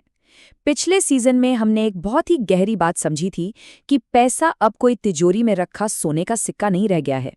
आज की दुनिया में पैसा पूरी तरह से भरोसे और विश्वास पर टिका एक सिस्टम है, एक ऐसा सिस्टम जिसे पूरे समाज ने मिलकर अपनाया है। लेकिन जब ये कहा जाता है कि पैसे का मतलब सिर्फ भरोसा है, तो ये बात सुनने में थोड़ी अजीब और हवा-हवाई लग सकती है। और यहीं से खड़ा होता है आज का हमारा सबसे बड़ा सवाल। अगर पैसा सिर्फ एक कंप्यूटर स्क्रीन पर चमकता हुआ नंबर है और पूरा खेल बस भरोसे का है, तो असल में इस भरोसे को कंट्रोल कौन करता है? अर्थव्यवस्था में पैसा कैसे बहेगा ये तय करने वाला असली बॉस आखिर है कौन? चलिए इस रहस्य से पर्दा उठाते हैं और उन संस्थाओं को करीब से देखते हैं जो आज के समय में इस पूरी मशीन को चला रही हैं। जरा इतिहास पर नजर डालें तो सदियों तक पैसे की कीमत किसी ठोस चीज से जुड़ी थी, जैसे कि सोना या चांदी। धीरे धीरे हम कागजी नोटों की तरफ मुड़े, लेकिन उनके पीछे भी सोने का रिजर्व होता था। फिर आया साल 1971 और निक्सन शॉक ने पूरी कहानी ही बदल दी। अमेरिकी डॉलर का सोने से सीधा नाता टूट गया। इसके बाद दुनिया फिएट मनी के दौर में आ गई, जहां पैसे की कीमत किसी धातु से नहीं बल्कि संस्थाओं के कंट्रोल और सरकारी आदेश से तय होने लगी। आज की ये जो आधुनिक आर्थिक मशीन है, वो मुख्य रूप से 3 बड़े पिलर्स पर टिकी है। पहला है सरकार, खासकर उसका वित्त मंत्रालय। दूसरा है केंद्रीय बैंक यानी हमारा सेंट्रल बैंक, और तीसरा है हमारे आसपास मौजूद कमर्शियल बैंक्स, चाहे वो सरकारी हों या प्राइवेट। बस यही वो 3 महारथी हैं जो मिलकर तय करते हैं कि पैसा कैसे बनेगा, कहाँ जाएगा और उसकी कीमत क्या होगी। अब देखिए, इन संस्थाओं के काम करने का तरीका एकदम अलग है। एक तरफ सरकार के पास राजकोषीय नीति यानी फिस्कल पॉलिसी की ताकत है, जिसका सीधा मतलब है टैक्स लगाना और पैसा खर्च करना। वहीं दूसरी तरफ सेंट्रल बैंक के पास मौद्रिक नीति यानी मॉनेटरी पॉलिसी का पावर है, जिसका काम ब्याज दरों को ऊपर नीचे करना और अर्थव्यवस्था में पैसे की कुल सप्लाई को मैनेज करना है। दोनों के हथियार बिल्कुल अलग हैं, लेकिन निशाना एक ही है, अर्थव्यवस्था को स्थिर और मजबूत रखना। तो आइए सबसे पहले बात करते हैं पहले स्तंभ की, सरकार की राजकोषीय शक्ति। मॉडर्न मनी थ्योरी यानी MMT हमें एक बहुत ही चौंकाने वाला नजरिया देती है। आमतौर पर यही लगता है कि सरकारें इसलिए टैक्स वसूलती हैं ताकि उस पैसे से वो अपने खर्चे पूरे कर सकें। लेकिन सच तो ये है कि टैक्स का असली काम उस फिएट मुद्रा के लिए डिमांड पैदा करना है। जरा सोचिए, हर नागरिक को अपना टैक्स चुकाने के लिए उसी खास मुद्रा की जरूरत होती है, और बस इसी वजह से वो मुद्रा पूरे समाज में मूल्यवान बन जाती है। इसका मतलब है कि सरकार को खर्च करने के लिए पहले टैक्स वसूलने की कोई मजबूरी नहीं है। होता दरअसल ये है कि सरकार पहले अर्थव्यवस्था में पैसा खर्च करती है, चाहे वो नए पुल बनाना हो या कर्मचारियों को सैलरी देना। इससे नया पैसा अस्तित्व में आता है और उसके बाद वो उसी मुद्रा में टैक्स वसूल लेती है। बस यही वो राजकोषीय चक्र है जो अर्थव्यवस्था के पहिए को लगातार घुमाता रहता है। अब आते हैं दूसरे स्तंभ पर, केंद्रीय बैंक का इंजन। सरकार की भूमिका के बाद ये पूरे वित्तीय सिस्टम का मुख्य मैनेजर है। सेंट्रल बैंक इस पूरे सिस्टम के बिल्कुल बीचों बीच काम करता है। ये आम लोगों का बैंक नहीं है, बल्कि ये बैंकों का बैंक और सरकार का बैंक है। इसकी सबसे बड़ी जिम्मेदारी ये देखना है कि बिना किसी बड़े झटके के सिस्टम का पहिया एकदम स्मूथ तरीके से चलता रहे। सबसे खास बात यह है कि अर्थव्यवस्था की स्पीड को कंट्रोल करने के लीवर्स सेंट्रल बैंक के ही हाथ में होते हैं। सोचिए, ये एक बड़ा सा कंट्रोल रूम है। जब अर्थव्यवस्था सुस्त पड़ने लगती है तो ये ब्याज दरें कम कर देते हैं ताकि लोग आसानी से लोन ले सकें। जब महंगाई बहुत बढ़ने लगती है तो ब्याज दरें बढ़ा दी जाती हैं, और जब भी कोई बड़ा संकट आता है, जैसे 2008 में या फिर महामारी के दौरान, तो ये क्वांटिटेटिव ईजिंग जैसी तरकीबों से सीधे बाजार में पैसा झोंक देते हैं। इनका मुख्य लक्ष्य हमेशा यही होता है कि कीमतें स्थिर रहें और अर्थव्यवस्था बढ़ती रहे। दुनिया के किसी भी कोने में चले जाइए, लगभग हर बड़ी अर्थव्यवस्था इसी स्ट्रक्चर पर काम करती है। अमेरिका में फेडरल रिजर्व हो, यूके में बैंक ऑफ इंग्लैंड हो या फिर भारत में रिजर्व बैंक ऑफ इंडिया, नाम अलग हो सकते हैं लेकिन इनका बुनियादी ढांचा और काम करने का तरीका बिल्कुल एक जैसा है। ये सभी अपने अपने देश के वित्तीय सिस्टम के संरक्षक हैं। अब बारी है तीसरे स्तंभ की, वाणिज्यिक बैंक और क्रेडिट। ये इस मशीन का वो जमीनी हिस्सा है जिससे हम सबका रोजमर्रा का वास्ता पड़ता है। और सच मानिए, पैसे के निर्माण का सबसे दिलचस्प जादू यहीं होता है। यहाँ एक ऐसा आंकड़ा है जो सच में हैरान कर देने वाला है। अक्सर हमें लगता है कि जो भी पैसा हमारे आसपास है वो सब सेंट्रल बैंक ने ही छापा होगा, लेकिन असलियत तो ये है कि चलन में मौजूद कुल पैसे का सिर्फ 3 से 5% हिस्सा ही असली कैश या सेंट्रल बैंक का पैसा होता है। बाकी का 90% से ज्यादा, जी हाँ 90% से भी ज्यादा कमर्शियल बैंक का पैसा या ब्रॉड मनी होता है, जो बस कंप्यूटर स्क्रीन पर डिजिटल नंबर्स के रूप में मौजूद है। बैंक ऑफ इंग्लैंड की रिसर्च इस बारे में एक बहुत ही पुराना भ्रम दूर करती है। कमर्शियल बैंक्स सिर्फ लोगों की बचत को लेकर उसे आगे उधार नहीं देते। जब भी कोई व्यक्ति या कंपनी लोन के लिए कागजों पर दस्तखत करती है तो बैंक उसी पल कंप्यूटर में कुछ नंबर्स टाइप करके वो नया पैसा हवा से बना देता है। सच में कमर्शियल बैंक्स मुख्य रूप से क्रेडिट या नया पैसा बनाने की फैक्ट्रियां हैं। तो चलिए एक कदम पीछे हटते हैं और देखते हैं कि ये पूरी समन्वित वित्तीय मशीन एक साथ कैसे काम करती है। ये पूरा सिस्टम एक शानदार तालमेल के साथ काम करता है। पहला स्टेप, सरकार अर्थव्यवस्था में शुरुआती पैसा खर्च करती है और टैक्स से उसकी मांग तय करती है। दूसरा स्टेप, सेंट्रल बैंक ब्याज दरों के जरिए उस पैसे के फ्लो और स्थिरता को कंट्रोल करता है। और तीसरा स्टेप, कमर्शियल बैंक्स लोन बांटकर उस पैसे को आम लोगों तक पहुंचाते हैं और बड़े पैमाने पर नया डिजिटल पैसा बनाते हैं। अगर हम इस पूरी तस्वीर को एक टेबल में देखें तो हर संस्था का अपना एक टूल और एक बिल्कुल साफ टारगेट है। सरकार राजकोषीय नीति का इस्तेमाल समाज और रोजगार के लिए करती है। सेंट्रल बैंक मौद्रिक नीति से स्थिरता लाता है और कमर्शियल बैंक मुनाफे के लिए क्रेडिट का निर्माण करते हैं। यह एक पूरी तरह से विकेंद्रीकृत यानी डिसेंट्रलाइज्ड सिस्टम है। तो जो सवाल हमने शुरुआत में पूछा था उसका जवाब यही है कि पैसे के इस पूरे खेल में कोई एक सुपर बॉस या तानाशाह नहीं है जो हर चीज कंट्रोल करता हो। ये एक बहुत ही नाजुक लेकिन लगातार चलने वाला डांस है। सरकार, सेंट्रल बैंक और कमर्शियल बैंक, ये तीनों एक साथ मिलकर उस विश्वास को बनाए रखते हैं जिससे आज की फियाट मुद्रा को उसकी कीमत मिलती है। खैर, ये पूरी चर्चा हमें एक बहुत ही रोमांचक मोड़ पर लाकर खड़ी कर देती है।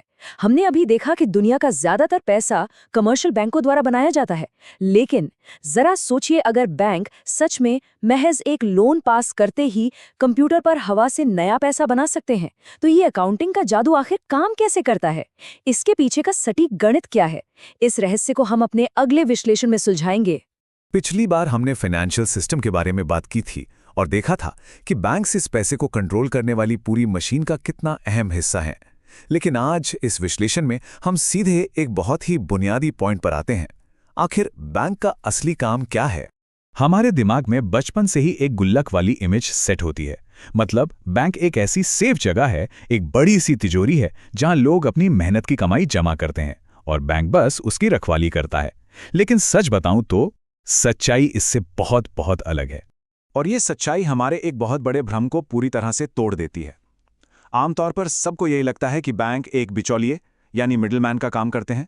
जैसे किसी ने पैसा जमा किया और बैंक ने वही पुराना पैसा उठाकर किसी और को लोन पर दे दिया। लेकिन नहीं, बैंक ऑफ इंग्लैंड की एक रिपोर्ट के मुताबिक मॉडर्न बैंकिंग ऐसे काम नहीं करती। असलियत यह है कि जब बैंक लोन देते हैं तो वो सिस्टम में बिल्कुल नया पैसा बनाते हैं। ये बात सुनने में थोड़ी अजीब लग रही होगी, है ना? तो इस आंकड़े पर ध्यान दीजिए, 97%। जी हाँ, हमारी इकोनॉमी में जितना भी पैसा घूम रहा है उसका 97% हिस्सा सिर्फ डिजिटल बैंक डिपॉजिट्स हैं। ये वो फिजिकल नोट या सिक्के नहीं हैं जो सरकार छापती है।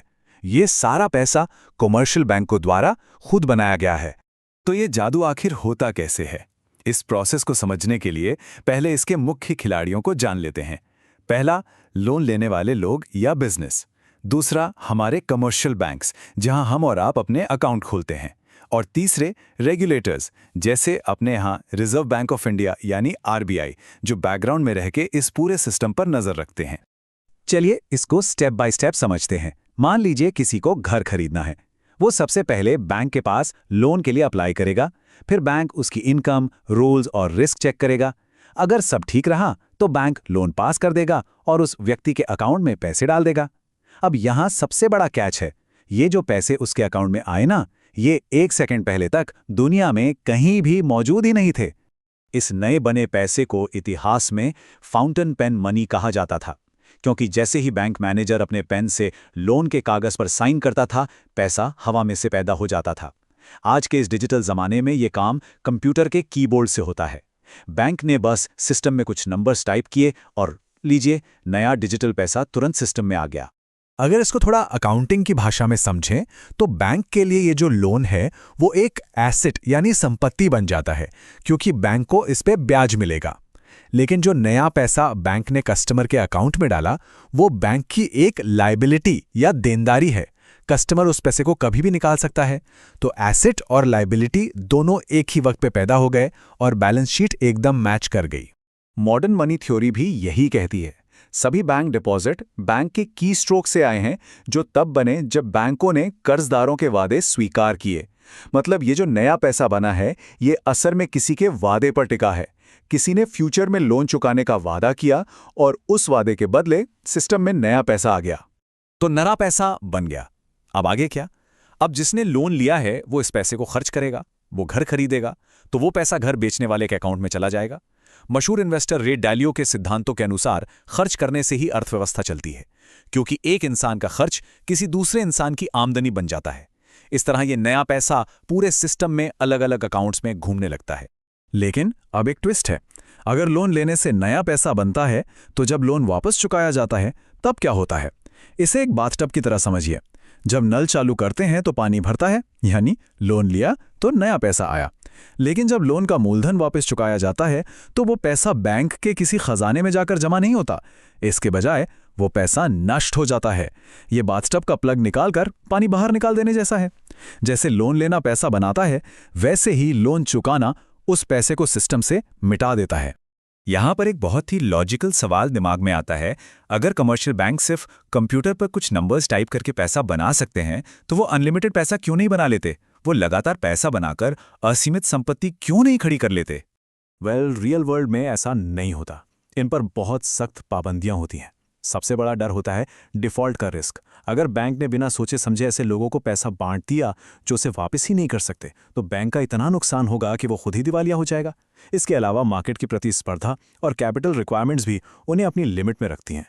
और यहीं पर रिजर्व बैंक ऑफ इंडिया जैसे रेगुलेटर्स काम आते हैं।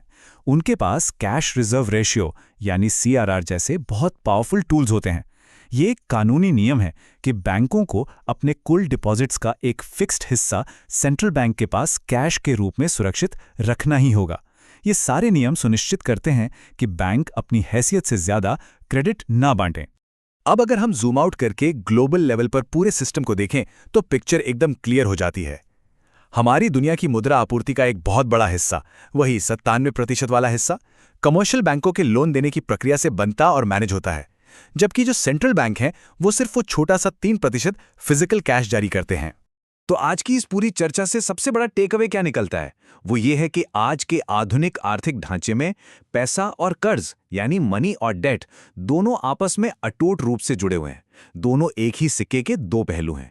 जब तक लोग, बिजनेस और सरकारें लोन लेते रहेंगे, अर्थव्यवस्था में नया पैसा आता रहेगा और सिस्टम चलता रहेगा। लेकिन ये बात हमें एक बहुत ही दिलचस्प और सोचने वाले मोड़ पर छोड़ देती है। जैसा कि हमने देखा, पैसा मूल रूप से एक कर्ज ही है। तो जरा सोचिए, उस स्थिति में क्या होगा जब सिस्टम में बहुत अधिक कर्ज जमा हो जाएगा, जब लोग नया लोन लेना बंद कर देंगे और केवल पुराना कर्ज चुकाने लगेंगे। हमने अभी जाना था कि लोन चुकाने से पैसा मिट जाता है। ऐसे में सिस्टम से पैसे का अचानक गायब होना पूरी अर्थव्यवस्था के लिए कितना खतरनाक हो सकता है। ये हमारी आर्थिक व्यवस्था की एक ऐसी सच्चाई है जिस पर हमें जरूर सोचना चाहिए। आज के इस विश्लेषण में हमारे साथ जुड़ने के लिए धन्यवाद। नमस्कार। आज की इस बेहद दिलचस्प चर्चा में हम एक ऐसे टॉपिक पर बात करने वाले हैं जो सच में हम सबके जीवन से जुड़ा है, लेकिन फिर भी ये अक्सर एक मिस्ट्री बना रहता है। बात हो रही है हमारी अर्थव्यवस्था की, यानी इकोनॉमी की। चलिए आज सीधे गहराई में उतरते हैं और डिकोड करते हैं कि ये पूरा का पूरा आर्थिक इंजन असल में काम कैसे करता है। आज हम डेट साइकिल यानी ऋण चक्र के उन रहस्यों को खोलेंगे और समझेंगे कि कैसे ये बूम और बस्ट यानी उछाल और मंदी इस आर्थिक मशीन का एक बिल्कुल नेचुरल हिस्सा है। याद है, हमारे पिछले विश्लेषण में एक बहुत ही कमाल की बात सामने आई थी। हमने देखा था कि बैंक हवा से पैसा नहीं बनाते, बल्कि जब वे लोन देते हैं ना, तब मार्केट में नया पैसा बनता है। अब यहीं पर एक बहुत बड़ा सवाल खड़ा होता है। जरा सोचिए, अगर बैंक लोन देकर पैसा बना रहे हैं तो क्या होगा अगर ये लोन लेने का सिलसिला कभी रुके ही ना? क्या हम बिना रुके अनंत काल तक बस ग्रो करते रह सकते हैं? बस यही वो सबसे बड़ा सवाल है जिसकी तय तक आज हम जाने वाले हैं। सच कहूं तो सबसे दिलचस्प बात यह है कि हमारी अर्थव्यवस्था कभी भी एक सीधी लाइन में ऊपर की तरफ नहीं जाती। ये हमेशा साइकिल्स में यानी चक्रों में चलती है, और इन साइकिल्स के पीछे दो सबसे बड़ी ताकतें काम कर रही होती हैं। पहला है हमारा उधार लेना और दूसरा है हमारा ह्यूमन नेचर। हम इंसान हमेशा फ्यूचर को लेकर काफ़ी पॉजिटिव रहते हैं, और बस यही उम्मीद हमें लगातार आगे बढ़ने और लोन लेने के लिए पुश करती है। तो चलिए सबसे पहले उन प्लेयर्स से मिलते हैं जो असल में इस पूरी इकोनॉमिक मशीन को ड्राइव कर रहे हैं। यहाँ 4 मेन प्लेयर्स हैं। पहले हैं आम लोग, यानी हम और आप जैसे कंज्यूमर्स जो लोन लेते हैं और चीजें खरीदते हैं। दूसरे हैं बिजनेस या कंपनियां जो सामान बनाती हैं। तीसरे नंबर पर आते हैं हमारे बैंक, जो ये लोन बांटने का काम करते हैं। और अंत में चौथा प्लेयर है सेंट्रल बैंक, जैसे कि अपना रिजर्व बैंक। ये बैकग्राउंड में रहकर ब्याज दरों और पैसे की सप्लाई को कंट्रोल करते हैं ताकि सब कुछ एकदम बैलेंस में रहे। अब इस पूरी इकोनॉमी का सबसे बेसिक और सबसे जरूरी रूल क्या है? रूल ये है, एक इंसान का खर्च दूसरे इंसान की कमाई है। ये बात बिल्कुल दिमाग में बिठा लेनी चाहिए। उदाहरण के लिए, मान लीजिए किसी ने कैफे में जाकर 200 रुपए की कॉफी पी, तो वो 200 रुपए उस कैफे वाले की इनकम बन गए, राइट? मतलब इकोनॉमी में खर्च किया गया हर एक रुपया किसी ना किसी की जेब में कमाई बनकर जा रहा है। और सच बताऊं तो यही वो फेविकॉल है जो इस पूरी मशीन को जोड़कर रखता है। चरण 1, उछाल और विस्तार। तो चलिए, प्लेयर्स और रूल्स तो समझ आ गए। अब सीधे इकोनॉमिक साइकिल के पहले फेज में चलते हैं। इसे बूम या एक्सपेंशन कहते हैं। ये वो मस्त वाला टाइम होता है जब इकोनॉमी में हर तरफ बस ग्रोथ ही ग्रोथ दिख रही होती है। और ये सब मुमकिन हो पाता है मार्केट में आसानी से मिलने वाले क्रेडिट यानी सस्ते लोन की वजह से। ये जो बूम है ना, ये बिल्कुल एक डोमिनो इफेक्ट की तरह काम करता है। देखिए होता क्या है, बैंक धड़ाधड़ लोन देना शुरू करते हैं, लोगों के हाथ में पैसा आता है तो वो जमकर खर्च करते हैं। और जैसा कि हमने अभी बात की, एक का खर्च मतलब दूसरे की कमाई, तो इससे लोगों की इनकम बढ़ने लगती है। इनकम बढ़ी तो घरों और शेयर बाजार जैसी एसेट्स की कीमतें ऊपर जाने लगती हैं। अब चूंकि लोगों की इनकम और उनकी प्रॉपर्टी की वैल्यू बढ़ गई है, तो बैंकों को लगता है कि अरे ये तो बहुत सेफ कस्टमर है, इसलिए बैंक उन्हें और भी ज्यादा लोन देने लगते हैं। मतलब ये एक ऐसा साइकिल बन जाता है जो खुद ब खुद ऊपर की तरफ भागने लगता है। लेकिन ये पार्टी हमेशा नहीं चलती। इसके टाइमलाइन को अगर देखें तो पहले 1 से 3 साल तक ये ग्रोथ काफी कंट्रोल्ड और प्रोडक्टिव लगती है। लोग बिजनेस बढ़ाने या घर लेने के लिए लोन लेते हैं, लेकिन साल 4 से 6 आते आते ये स्पीड बहुत ज़्यादा बढ़ जाती है। और फिर 7वें 8वें साल के आसपास एंट्री होती है ओवर कॉन्फिडेंस की। ये वो खतरनाक मोड़ है जहां सबको लगने लगता है कि ये ग्रोथ तो कभी रुकेगी ही नहीं। और फिर शुरू होता है बिना सोचे समझे अंधाधुंध कर्ज लेने का सिलसिला। और बस यहीं पर जन्म होता है बबल का। जब एसेट्स की कीमतें रॉकेट की तरह ऊपर भाग रही होती हैं तो लोग शॉर्ट टर्म मुनाफे के लालच में मार्केट में कूद पड़ते हैं। कोई भी लॉन्ग टर्म इन्वेस्टमेंट के बारे में नहीं सोचता। सबका माइंडसेट बन जाता है कि आज खरीदो और कल डबल रेट में बेच दो। इसकी वजह से प्रॉपर्टी या शेयर्स के रेट इतने ज्यादा आसमान छूने लगते हैं कि उनका असली वैल्यू या रियलिटी से कोई लेना देना ही नहीं बचता। चरण 2, टर्निंग पॉइंट। और फिर आता है इस साइकिल का दूसरा फेज, द टर्निंग पॉइंट। ये वो मोड़ है जिसे टाला नहीं जा सकता। यहां आकर असलियत से सामना होता है और वो जो फुल स्पीड में दौड़ती हुई इकोनॉमिक मशीन थी ना, वो अचानक हाफने लगती है और रुकने लगती है। बचपन का वो कार्टून याद है जहां वेली कोयोटी भागते भागते पहाड़ की चोटी से भी आगे निकल जाता है? कुछ सेकंड तक तो वो हवा में ऐसे ही दौड़ता रहता है, उसे पता ही नहीं चलता। लेकिन जैसे ही वो नीचे देखता है उसे एहसास होता है कि वो तो हवा में है और फिर वो सीधे धड़ाम से नीचे गिरता है। हमारी इकोनॉमी के साथ भी बिल्कुल यही होता है। ये वो पल है जब अचानक से ये रियलाइज होता है कि आमदनी से कहीं ज्यादा तो सिर पे कर्जा हो गया है, जिससे चुका पाना अब नामुमकिन है। इस टर्निंग पॉइंट के आते ही नज़ारा एकदम से बदल जाता है। जब सिर पर कर्ज का बोझ बहुत भारी हो जाता है तो ईएमआई चुकाने में लोगों के पसीने छूटने लगते हैं। और जैसे ही ईएमआई बाउंस होनी शुरू होती हैं, बैंक तुरंत अलर्ट और हद से ज्यादा सतर्क हो जाते हैं। वो नए लोन देना लगभग बंद कर देते हैं। अब सोचिए, जो क्रेडिट इस पूरी मशीन का पेट्रोल था, वही अचानक से सिस्टम से गायब होने लगता है। चरण 3, मंदी और संकुचन। और इसी के साथ हम एंटर करते हैं फेज 3 में। ये इस पूरे इकोनॉमिक साइकिल का वो हिस्सा है जिससे हर कोई खौफ खाता है। इसे इकोनॉमिक्स की भाषा में मंदी यानी रिसेशन या फिर डीलेवरेजिंग कहा जाता है। ये जो गिरावट है, ये पहले वाले डोमिनो इफेक्ट का एकदम रिवर्स गियर है। देखिए कैसे। बैंक लोन देना बंद कर देते हैं तो मार्केट में पैसा कम हो जाता है। पैसा कम हुआ तो लोगों का खर्च गिर जाता है। अब याद है ना, खर्च कम होने का मतलब है किसी और की कमाई कम होना। तो अब बिजनेसेस की इनकम गिरने लगती है। इनकम गिरती है तो कंपनियां कॉस्ट कटिंग के नाम पर लोगों को नौकरी से निकालने लगती हैं। नौकरियां जाती हैं तो खर्च और भी ज्यादा गिर जाता है। मतलब पूरी की पूरी अर्थव्यवस्था एक भयंकर डाउनवर्ड स्पाइरल में फंस जाती है। अच्छा चक्र बनाम दुष्चक्र। अब यहां दोनों सिचुएशंस का फर्क एकदम शीशे की तरह साफ है।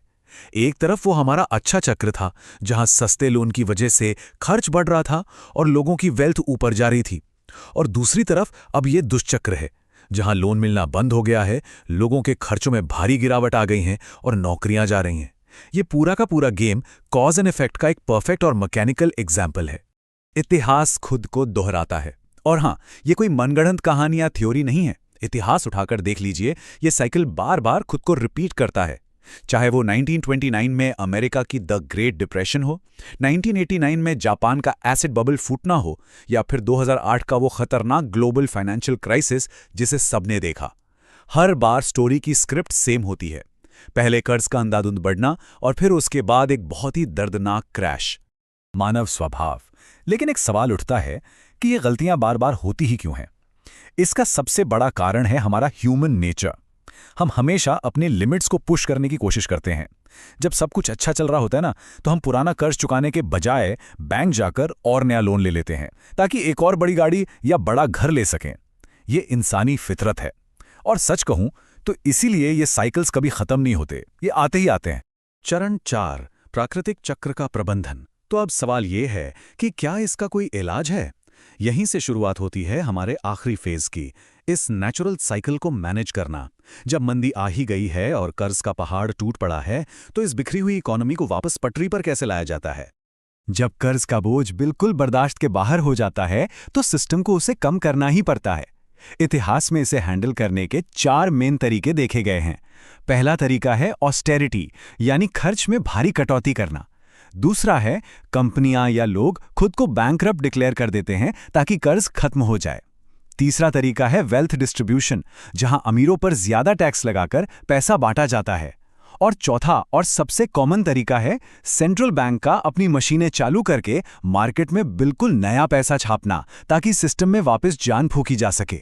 तो इस पूरे एनालिसिस से हमें क्या समझ आया? सबसे बड़ी सीख ये है कि कर्ज के दम पर चलने वाली ये ग्रोथ कभी भी हमेशा के लिए नहीं चल सकती। जब कर्ज लिया जाता है तो असल में फ्यूचर की कमाई को आज ही खर्च किया जा रहा होता है। आज भले ही आमदनी से ज़्यादा खर्च करके मौज कर ली जाए, लेकिन कल कर्ज चुकाने के लिए आमदनी से कम ही खर्च करना पड़ेगा। ये साइकिल्स एकदम नेचुरल हैं, ये आएंगे ही, लेकिन समझदारी इसी में है कि इनका मैनेजमेंट सही तरीके से किया जाए। अब जाने से पहले एक बहुत ही दिमाग घुमा देने वाले सवाल पर विचार करते हैं। जब नौकरियां जा रही होती हैं, बैंक डूब रहे होते हैं और पूरी की पूरी इकोनॉमिक मशीन क्रैश होने की कगार पर होती है, तब आखिर इस मलबे को साफ करने और सिस्टम को बचाने के लिए कौन आगे आता है? सरकारें और सेंट्रल बैंक इस पूरी तबाही को कैसे कंट्रोल करते हैं? ये एक इतना दिलचस्प टॉपिक है कि इसे अगले विश्लेषण में पूरी गहराई से समझा जाएगा। तब तक के लिए सीखते रहिए और आर्थिक रूप से जागरूक बने रहिए। आज की इस चर्चा में शामिल होने के लिए बहुत बहुत धन्यवाद। नमस्ते। आज के इस एक्सप्लेनर में एक बार फिर स्वागत है। पिछली बार हमने इकोनॉमी के बूम और बस्ट साइकिल्स को समझा था, राइट? तो आज ठीक वहीं से आगे बढ़ते हैं। सोचिए, जब अचानक से स्पेंडिंग गिरने लगती है और लगातार जॉब्स जाने लगती हैं, तो इस पूरे इकोनॉमिक मशीन के अंदर आखिर चल क्या रहा होता है? ये सच में एक बड़ा सवाल है। जब इकोनॉमी की मशीन धीमी पड़ने लगती है या बस पूरी तरह बंद होने ही वाली होती है, तो आखिर कौन आगे आकर इस रुके हुए इंजन को वापस स्टार्ट करता है? एक भयंकर रिसेशन के दौरान इकोनॉमी को डूबने से कौन बचाता है? चलिए आज के इस एक्सप्लेनर का रोड मैप देख लेते हैं। हम इन 6 मेन चीजों पर फोकस करेंगे। पहला, जब मशीन धीमी पड़ती है। दूसरा, हमारे इकोनॉमिक रिस्पॉन्डर्स। तीसरा, रेस्क्यू टूल किट। चौथा, रिकवरी टाइमलाइन। पांचवा, इन्फ्लेशन की स्पीड लिमिट। और आखिर में एक बड़ा सवाल, the ultimate money question. Number 1, जब मशीन धीमी होती है, यानी बूम और बस्ट साइकिल।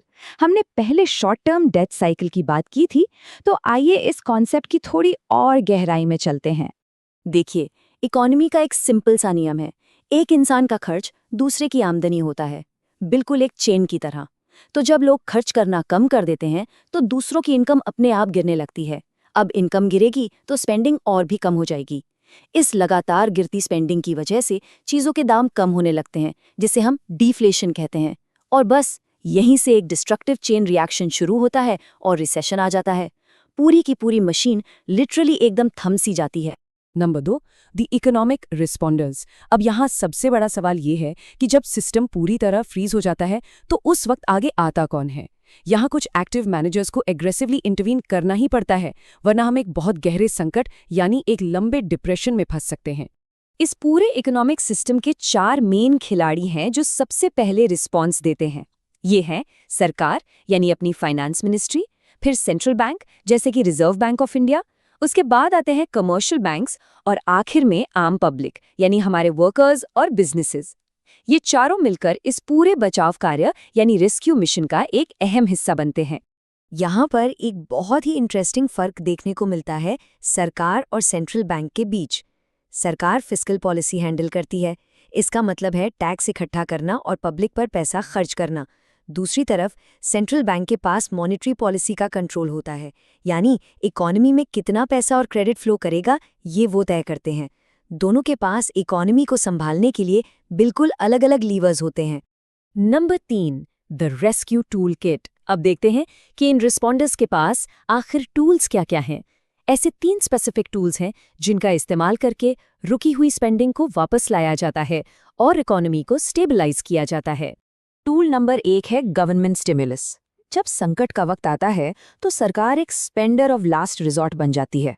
सरकार नए प्रोजेक्ट्स फंड करने के लिए या लोगों को डायरेक्ट सपोर्ट देने के लिए पैसा उधार लेती है या नया पैसा प्रिंट करवाती है। ये पैसा सीधे इकोनॉमी के अंदर इंजेक्ट किया जाता है, कुछ वैसे ही जैसे कोविड पेंडेमिक के वक्त स्टिमुलस पैकेजेस में देखा गया था। इससे लोगों के हाथ में वापस इनकम आती है और स्पेंडिंग फिर से शुरू हो जाती है। टूल नंबर 2 है इंटरेस्ट रेट्स। इसे अपना सेंट्रल बैंक कंट्रोल करता है। होता यह है कि सेंट्रल बैंक इंटरेस्ट रेट्स को काफी गिरा देता है ताकि उधार लेना सस्ता और आसान हो जाए। सस्ते लोन का सीधा सा मतलब है नए घर या कार लेना आसान होना और बिजनेसेस का नया इन्वेस्टमेंट करना।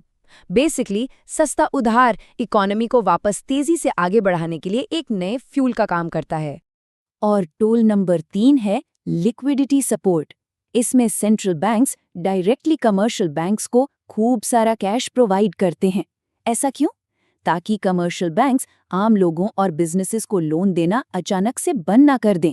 जरा सोचिए, अगर बैंक्स ने लोन देना ही बंद कर दिया तो पूरा का पूरा फाइनेंशियल और क्रेडिट सिस्टम फ्रीज हो जाएगा। ये टूल स्ट्रिक्टली इंश्योर करता है कि क्रेडिट का फ्लो स्मूथली चलता रहे। Number 4, recovery timeline.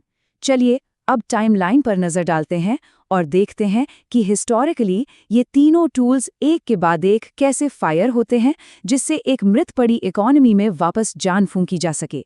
ये टाइमलाइन उस एग्जैक्ट चेन रिएक्शन को दिखाती है जो 2008 के फाइनेंशियल क्राइसिस और कोविड-19 पैंडेमिक के वक्त पूरी दुनिया में देखी गई थी। पहले महीने में संकट शुरू होता है और स्पेंडिंग एकदम से गिरती है।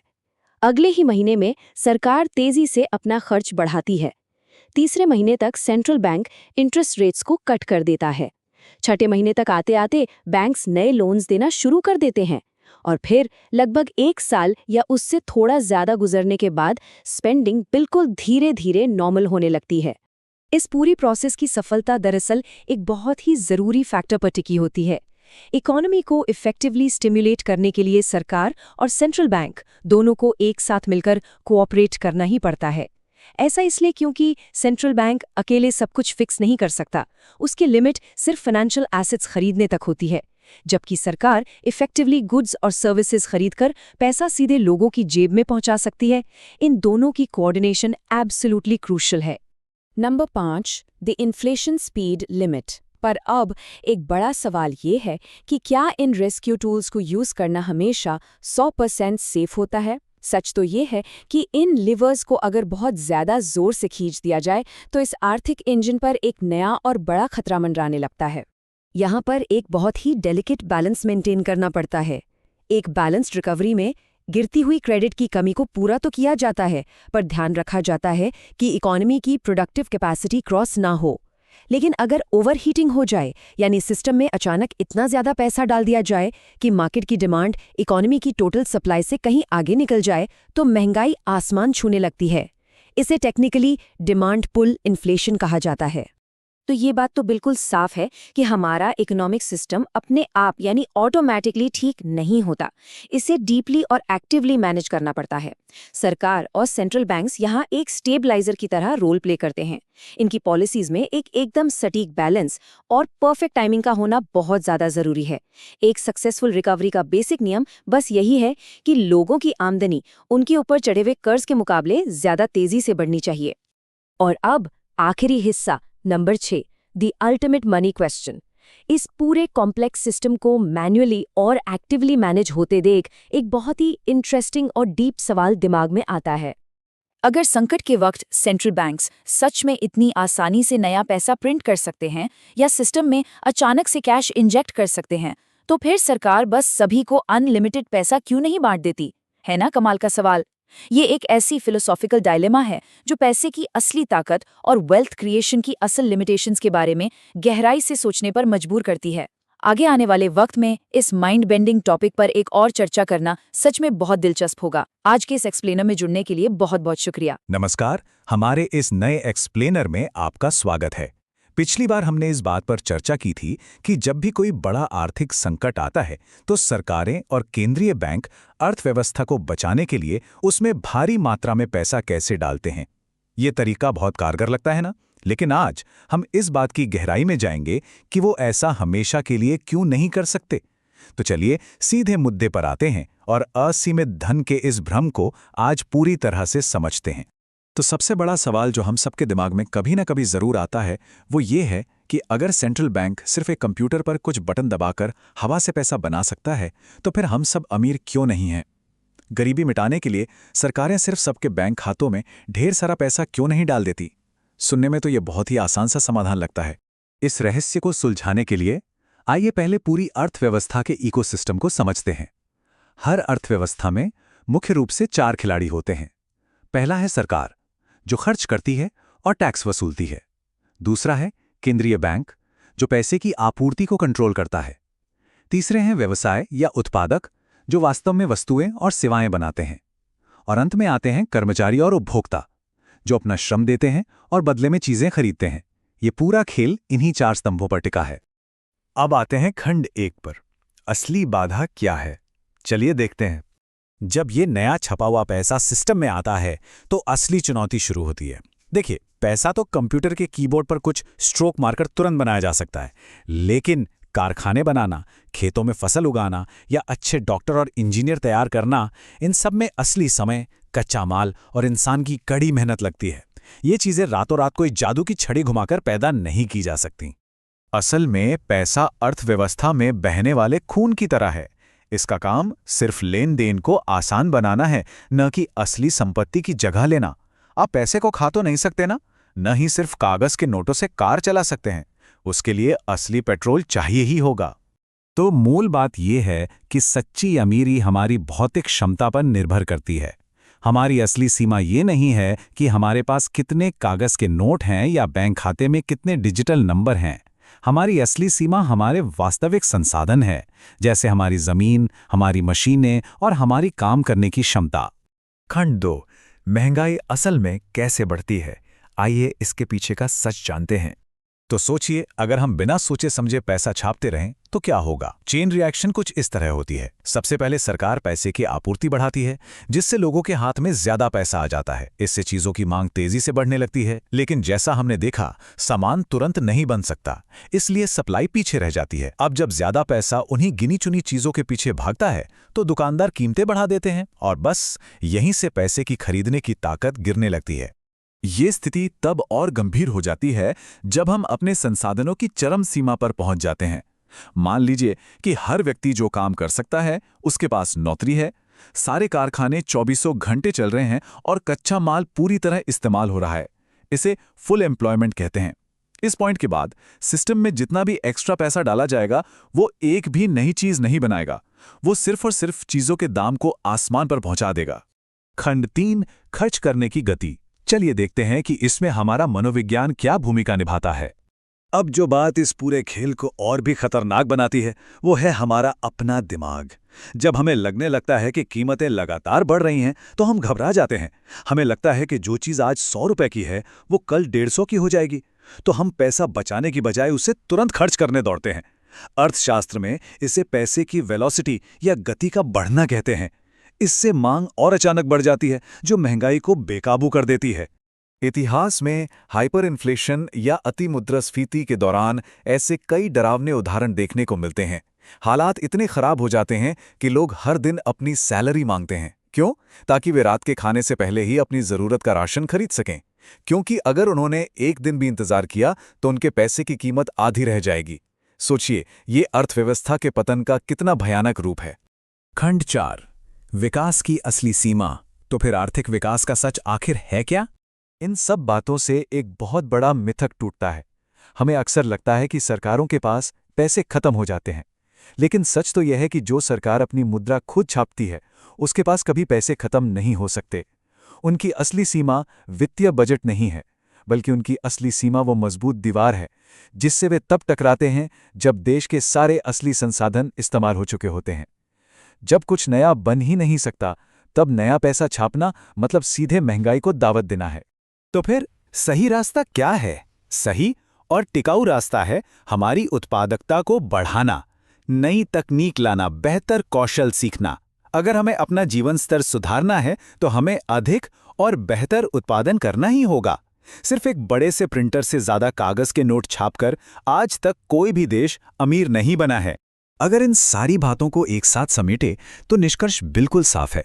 असीमित पैसा छापने का आइडिया सुनने में भले ही लुभावना लगे, लेकिन ये असल दुनिया की सच्चाई को पूरी तरह से नज़रअंदाज करता है।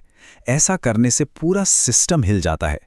किसी भी देश की असली संपत्ति बैंकों में रखे डिजिटल नंबर नहीं है, बल्कि वो हैं जो उस देश के लोग अपनी मेहनत और दिमाग से पैदा कर सकते हैं।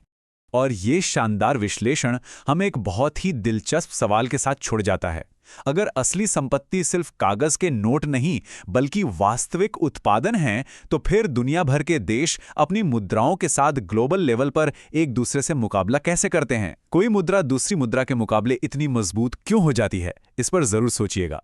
हमारे इस एक्सप्लेनर में जुड़ने के लिए बहुत बहुत धन्यवाद। हम जल्दी फिर मिलेंगे। नमस्कार। इस नए एक्सप्लेनर में हम बात करने वाले हैं उस अदृश्य लेकिन बेहद ताकतवर मशीन की जो ये तय करती है कि दुनिया भर में पैसे की कीमत कब और कैसे बदलती है। देखिए, जब हम कोई विदेशी गैजेट खरीदते हैं या बाहर घूमने जाने का प्लान बनाते हैं, तो बैकग्राउंड में एक बहुत बड़ा ग्लोबल सिस्टम काम कर रहा होता है। आज हम उसी सिस्टम के पेच कसने वाले हैं और समझेंगे कि आखिर दुनिया भर की करेंसीज ऊपर नीचे क्यों होती हैं। तो चलिए फटाफट आज के एजेंडे पर नजर डाल लेते हैं। हम शुरुआत करेंगे एक ग्लोबल दुनिया में पैसे की भूमिका से। फिर समझेंगे कि विनिमय दरें यानी एक्सचेंज रेट्स क्या होते हैं, इन्हें कौन चलाता है, इसका डोमिनो इफेक्ट कैसे काम करता है, हमारी असल जिंदगी पर इसका क्या असर पड़ता है, और अंत में देखेंगे कि अल्टीमेट करेंसी चैंपियन कौन है। चलिए सबसे पहले बात करते हैं एक ग्लोबल दुनिया में पैसे की, क्योंकि कोई भी देश वैक्यूम में तो काम करता नहीं है ना? आपको याद होगा हमने पहले बात की थी कि पैसा छापने की एक सीमा होती है। एक देश अपनी इकोनॉमी के लिए पैसा तो बना सकता है, लेकिन उस पैसे की असली परीक्षा तब होती है जब वो बाकी दुनिया के सामने जाता है। जब दो देशों के बीच व्यापार होता है तो सिर्फ सामान का लेन देन नहीं होता, बल्कि उस देश की पूरी अर्थव्यवस्था की सेहत भी तौली जाती है। और यहीं से आता है हमारा आज का सबसे बड़ा सवाल। ऐसा क्यों होता है कि अचानक से एक करेंसी की कीमत बहुत बढ़ जाती है और दूसरी की गिर जाती है? आखिर इसके पीछे का सीक्रेट क्या है? इस पहेली को सुलझाने के लिए हमें ये समझना होगा कि विनिमय दरें यानी एक्सचेंज रेट्स असल में हैं क्या। सिंपल शब्दों में कहें तो ये पैसे का प्राइस टैग है।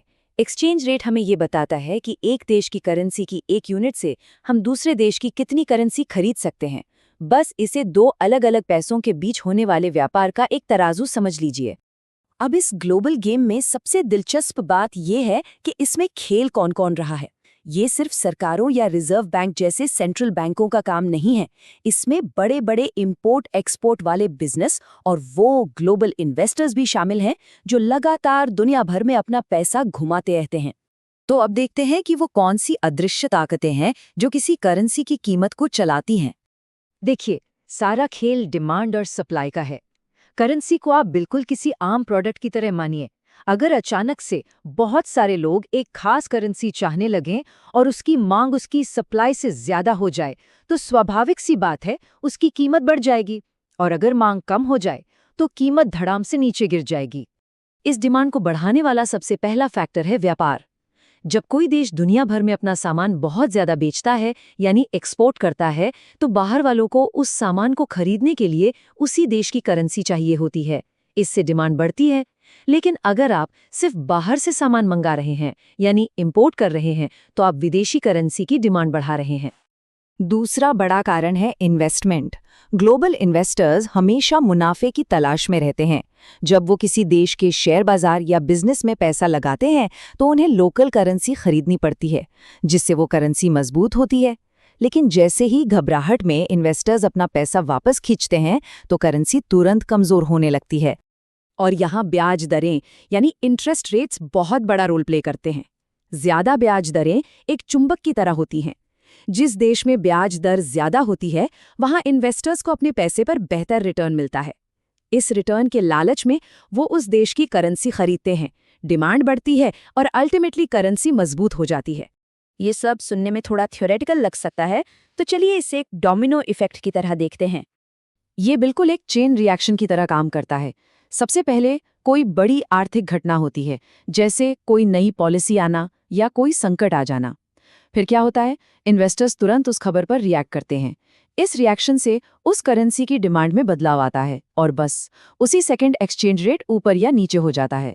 और मैं आपको बता दूं, ये सब सिर्फ किताबों में नहीं होता। असल दुनिया में रुपया, डॉलर और यूरो जैसी करेंसीज हर दिन, हर घंटे, बल्कि हर मिनट ऊपर नीचे होती हैं। ये एक कभी ना रुकने वाला ग्लोबल प्रोसेस है जिसे कोई एक इंसान या संस्था पूरी तरह कंट्रोल नहीं कर सकती। यही वजह है कि दुनिया भर के अर्थशास्त्री और एक्सपर्ट्स लगातार इन लहरों का अनुमान लगाने में जुटे रहते हैं। वो इस तरह के कॉम्प्लेक्स डेटा और सर्वे का इस्तेमाल करते हैं ताकि ये समझ सकें कि भविष्य में किस करेंसी की डिमांड बढ़ने वाली है और किसकी सप्लाई।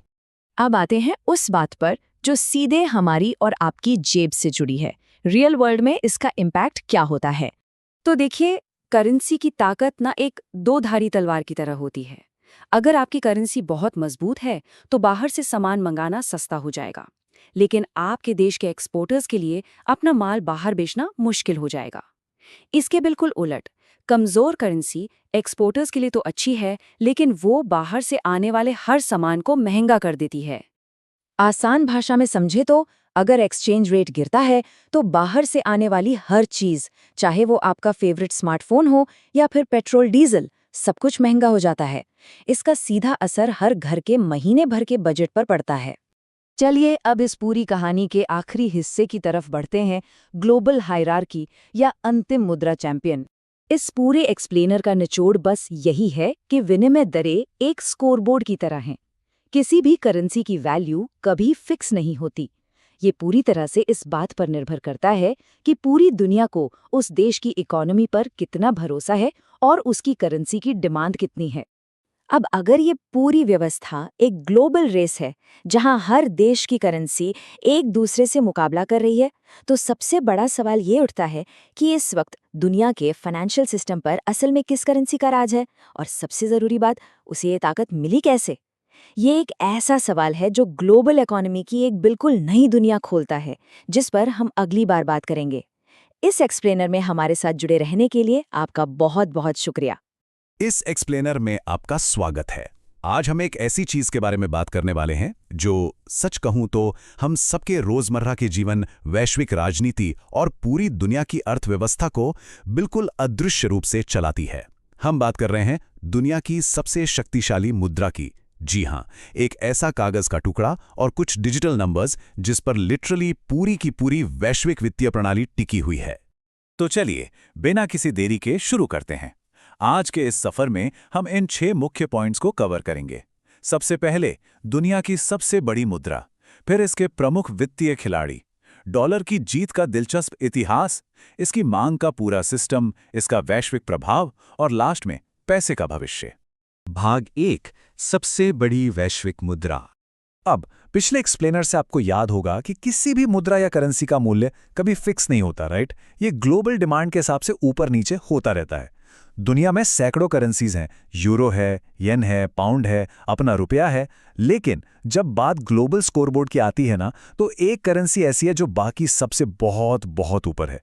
ये सिर्फ एक देश का पैसा नहीं रह गया है, ये एक ग्लोबल स्टैंडर्ड बन चुका है। और यहीं से दिमाग में एक बड़ा सवाल आता है, आखिर ऐसा क्यों है? अमेरिकी डॉलर का इस्तेमाल पूरी दुनिया में किसी भी और करेंसी से ज्यादा क्यों होता है? मतलब ऐसा क्या है जिसने सिर्फ एक देश की करेंसी को पूरी दुनिया की इकोनॉमी का बॉस बना दिया है? आज हम इसी मिस्ट्री को सॉल्व करने वाले हैं। भाग 2, प्रमुख वित्तीय खिलाड़ी। देखिए, इस पूरे सिस्टम को समझने के लिए हमें इसके मेन प्लेयर्स को जानना होगा। यह सिस्टम कोई हवा में तो चलता नहीं है, है ना? इसके 4 मुख्य पिलर्स हैं। पहला, संयुक्त राज्य अमेरिका की सरकार। दूसरा, उनका सेंट्रल बैंक यानी यूएस फेडरल रिजर्व। तीसरा, दुनिया भर के बाकी देशों के केंद्रीय बैंक। और चौथा, इंटरनेशनल बिजनेसेस और इन्वेस्टर्स। ये चारों आपस में एक नेटवर्क की तरह जुड़े हुए हैं और यही वो लोग हैं जो ग्लोबल इकोनॉमी का पहिया घुमाते रहते हैं। अब इन सब में जो केंद्रीय बैंक या सेंट्रल बैंक है ना, उसका रोल बहुत क्रूशियल है। आसान शब्दों में कहें तो सेंट्रल बैंक वो संस्था है जो किसी देश में पैसे की सप्लाई और इंटरेस्ट रेट्स को कंट्रोल करती है। और जब बात डॉलर की हो तो यूएस फेडरल रिजर्व, जिसे प्यार से सिर्फ फेड भी कहते हैं, उसके पास लिटरली डॉलर छापने और ब्याज दरें बदलने का सुपर पावर है। इसका सीधा असर दुनिया भर के मार्केट्स पर पड़ता है। भाग 3, डॉलर कैसे जीता। इस कहानी को समझने के लिए हमें थोड़ा पीछे इतिहास में जाना होगा। दूसरे विश्व युद्ध के बाद दुनिया की इकोनॉमी पूरी तरह से हिल चुकी थी। देशों को एक स्टेबल सिस्टम चाहिए था और फिर 1944 में हुआ ब्रेटन वुड्स एग्रीमेंट। इसमें तय हुआ कि अमेरिकी डॉलर को सोने यानी गोल्ड से जोड़ा जाएगा और बाकी दुनिया की करेंसीज को डॉलर से। बस यही से डॉलर ग्लोबल एंकर बन गया। लेकिन 1971 में एक बड़ा ट्विस्ट आया जिसे निक्सन शॉक कहते हैं। अमेरिका ने डॉलर का सोने से सीधा कनेक्शन तोड़ दिया। डॉलर अब सिर्फ भरोसे पर चलने वाली करेंसी बन गया। और ताज्जुब की बात देखिए, आज भी वही ग्लोबल भरोसा इसके दबदबे को कायम रखे हुए है। अब इस स्लाइड में जो सबसे दिलचस्प बात है ना, वो ये है कि 1971 के उस फैसले ने पैसे का मतलब ही बदल दिया। पहले गोल्ड स्टैंडर्ड था, मतलब आपके पास जितना सोना तिजोरी में है उतनी ही आपके पैसे की वैल्यू है। लेकिन 1971 के बाद हम फिएट करेंसी के युग में आ गए। फिएट मतलब इसके पीछे कोई सोना चांदी नहीं है, इसकी वैल्यू सिर्फ और सिर्फ उस देश की सरकार पर आपके भरोसे और टैक्स वसूलने की उनकी ताकत पर टिकी है। तो आप सोच रहे होंगे सोने का बैकअप हटने के बाद भी डॉलर क्रैश क्यों नहीं हुआ? इसका सीधा सा कारण ये था कि उस वक्त अमेरिका के पास दुनिया का सबसे बड़ा कंज्यूमर मार्केट था। उनके फाइनेंशियल मार्केट्स इतने स्ट्रांग और स्टेबल थे कि लिटरली किसी और देश के पास ऐसा कोई सिस्टम था ही नहीं। दुनिया को अमेरिकी सिस्टम पर पूरा भरोसा था, और सच कहूं तो उनके पास डॉलर का कोई और सेफ या प्रैक्टिकल ऑप्शन था भी नहीं। भाग 4, मांग का तंत्र। स्क्रीन पे ये जो नंबर दिख रहा है ना, 88%, ये सच में माइंड ब्लोइंग है। 2022 के डेटा के हिसाब से दुनिया भर में होने वाले फॉरेन एक्सचेंज ट्रेड्स के 88% हिस्से में अमेरिकी डॉलर शामिल था। जरा सोचिए, दुनिया के किसी भी कोने में कोई भी बड़ा ट्रेड हो रहा हो, उसके एक तरफ लगभग हमेशा डॉलर ही होता है। ये इसका असली पावर है। और बात सिर्फ रोजमर्रा के व्यापार की नहीं है। दुनिया भर के सेंट्रल बैंक्स अपने विदेशी मुद्रा भंडार का लगभग 60% हिस्सा सिर्फ और सिर्फ अमेरिकी डॉलर में रखते हैं। इसका जो सबसे करीबी कॉम्पिटिटर है ना, यानी यूरो, वो सिर्फ 20% पर है। मतलब जब भी कोई क्राइसिस आता है तो देश सोने से ज्यादा डॉलर पर भरोसा करते हैं। तो यहां सबसे क्रूशियल पॉइंट ये है कि ये जो डॉलर की डिमांड है ना, ये एक सेल्फ रीएनफोर्सिंग साइकिल है। मतलब एक ऐसी साइकिल जो खुद को ही और मजबूत करती है। होता क्या है, देशों को इंटरनेशनल ट्रेड के लिए डॉलर चाहिए, इसलिए सेंट्रल बैंक्स को डॉलर का बड़ा रिजर्व रखना पड़ता है। अब वो उस कैश को तिजोरी में बंद करके तो रखेंगे नहीं, इसलिए वो उसे वापस अमेरिका के सेफ गवर्नमेंट बॉन्ड्स या ट्रेजरी में इन्वेस्ट कर देते हैं। इससे डॉलर की डिमांड हमेशा टॉप पर रहती है। भाग 5, डॉलर का वैश्विक प्रभाव। इस पूरे सिस्टम ने दुनिया के सभी देशों को एक दूसरे पर और खासकर डॉलर पर गहराई से निर्भर कर दिया है। अब देखिए, दुनिया की सबसे जरूरी चीज यानी कच्चा तेल, उसकी कीमत डॉलर में तय होती है। अगर आपको तेल खरीदना है तो आपको डॉलर चाहिए ही चाहिए। इसकी वजह से हर देश की लोकल इकॉनमी और उनके एक्सचेंज रेट्स सीधे तौर पर अमेरिका की नीतियों से बंध जाते हैं। लिटरली अमेरिका के फेडरल रिजर्व का एक छोटा सा फैसला पूरी दुनिया में महंगाई या मंदी ला सकता है। स्क्रीन पर जो कोट है वो सिर्फ एक लाइन नहीं है। इसका सीधा मतलब यह है कि डॉलर अब सिर्फ अमेरिका का पैसा नहीं रहा, बल्कि ये पूरी ग्लोबल वित्तीय प्रणाली की रीढ़ की हड्डी बन चुका है। चाहे आप एशिया में कोई सामान इंपोर्ट कर रहे हों या यूरोप में बिजनेस कर रहे हों, डॉलर हर लेन देन के सेंटर में बैठा है। भाग 6, पैसे का भविष्य। आजकल आपने न्यूज में डी-डॉलराइजेशन या डी-डॉलराइजेशन शब्द बहुत सुना होगा। इसका सिंपल सा मतलब यह है कि इंटरनेशनल ट्रेड में डॉलर के इस्तेमाल को जानबूझकर कम करना। कुछ देश अब अमेरिकी सिस्टम पर अपनी इस भारी निर्भरता को कम करने की कोशिश कर रहे हैं। ये एक बहुत बड़ा स्ट्रक्चरल शिफ्ट है जिस पर आजकल हर इकोनॉमिस्ट की नजर है। और ये चीज बहुत ही शानदार तरीके से दर्शाती है कि आजकल जियोपॉलिटिक्स कैसे बदल रही है। हम देख रहे हैं कि तेल और गैस की डील्स अब गैर डॉलर मुद्राओं में होने लगी हैं। कई देश डॉलर को बाईपास करके सीधे अपनी लोकल करेंसीज में व्यापार कर रहे हैं। जो अमेरिकी डॉलर का एक छत्र राज था ना, अब धीरे धीरे ही सही लेकिन उस पर सवाल उठने लगे हैं। लेकिन इस सब के पीछे असल गेम क्या है? अंततः ये सब पावर और इन्फ्लुएंस के बारे में है। करेंसी सिर्फ सामान खरीदने का जरिया नहीं है, ये सीधे तौर पर आपके राजनीतिक और आर्थिक प्रभाव से जुड़ी है। जिस देश की करेंसी ग्लोबल स्टैंडर्ड होती है, उसे जो पावर मिलती है उसे अर्थशास्त्री एक्सॉर्बिटेंट प्रिविलेज या अत्यधिक विशेषाधिकार कहते हैं। ये एक ऐसा पावर है जो दुनिया में और किसी के पास नहीं है। तो अब सबसे बड़ा सवाल ये उठता है, अगर ये सदियों पुराना सिस्टम वाकई में बदल रहा है तो फिर पैसे का भविष्य क्या है? क्या आने वाले समय में कोई नई करेंसी डॉलर की जगह लेगी, या फिर शायद डिजिटल करेंसीज इंटरनेशनल फाइनेंस के सारे रूल्स ही बदल कर रख देंगी? ये वो सवाल है जो हमारे फ्यूचर को डिफाइन करेगा।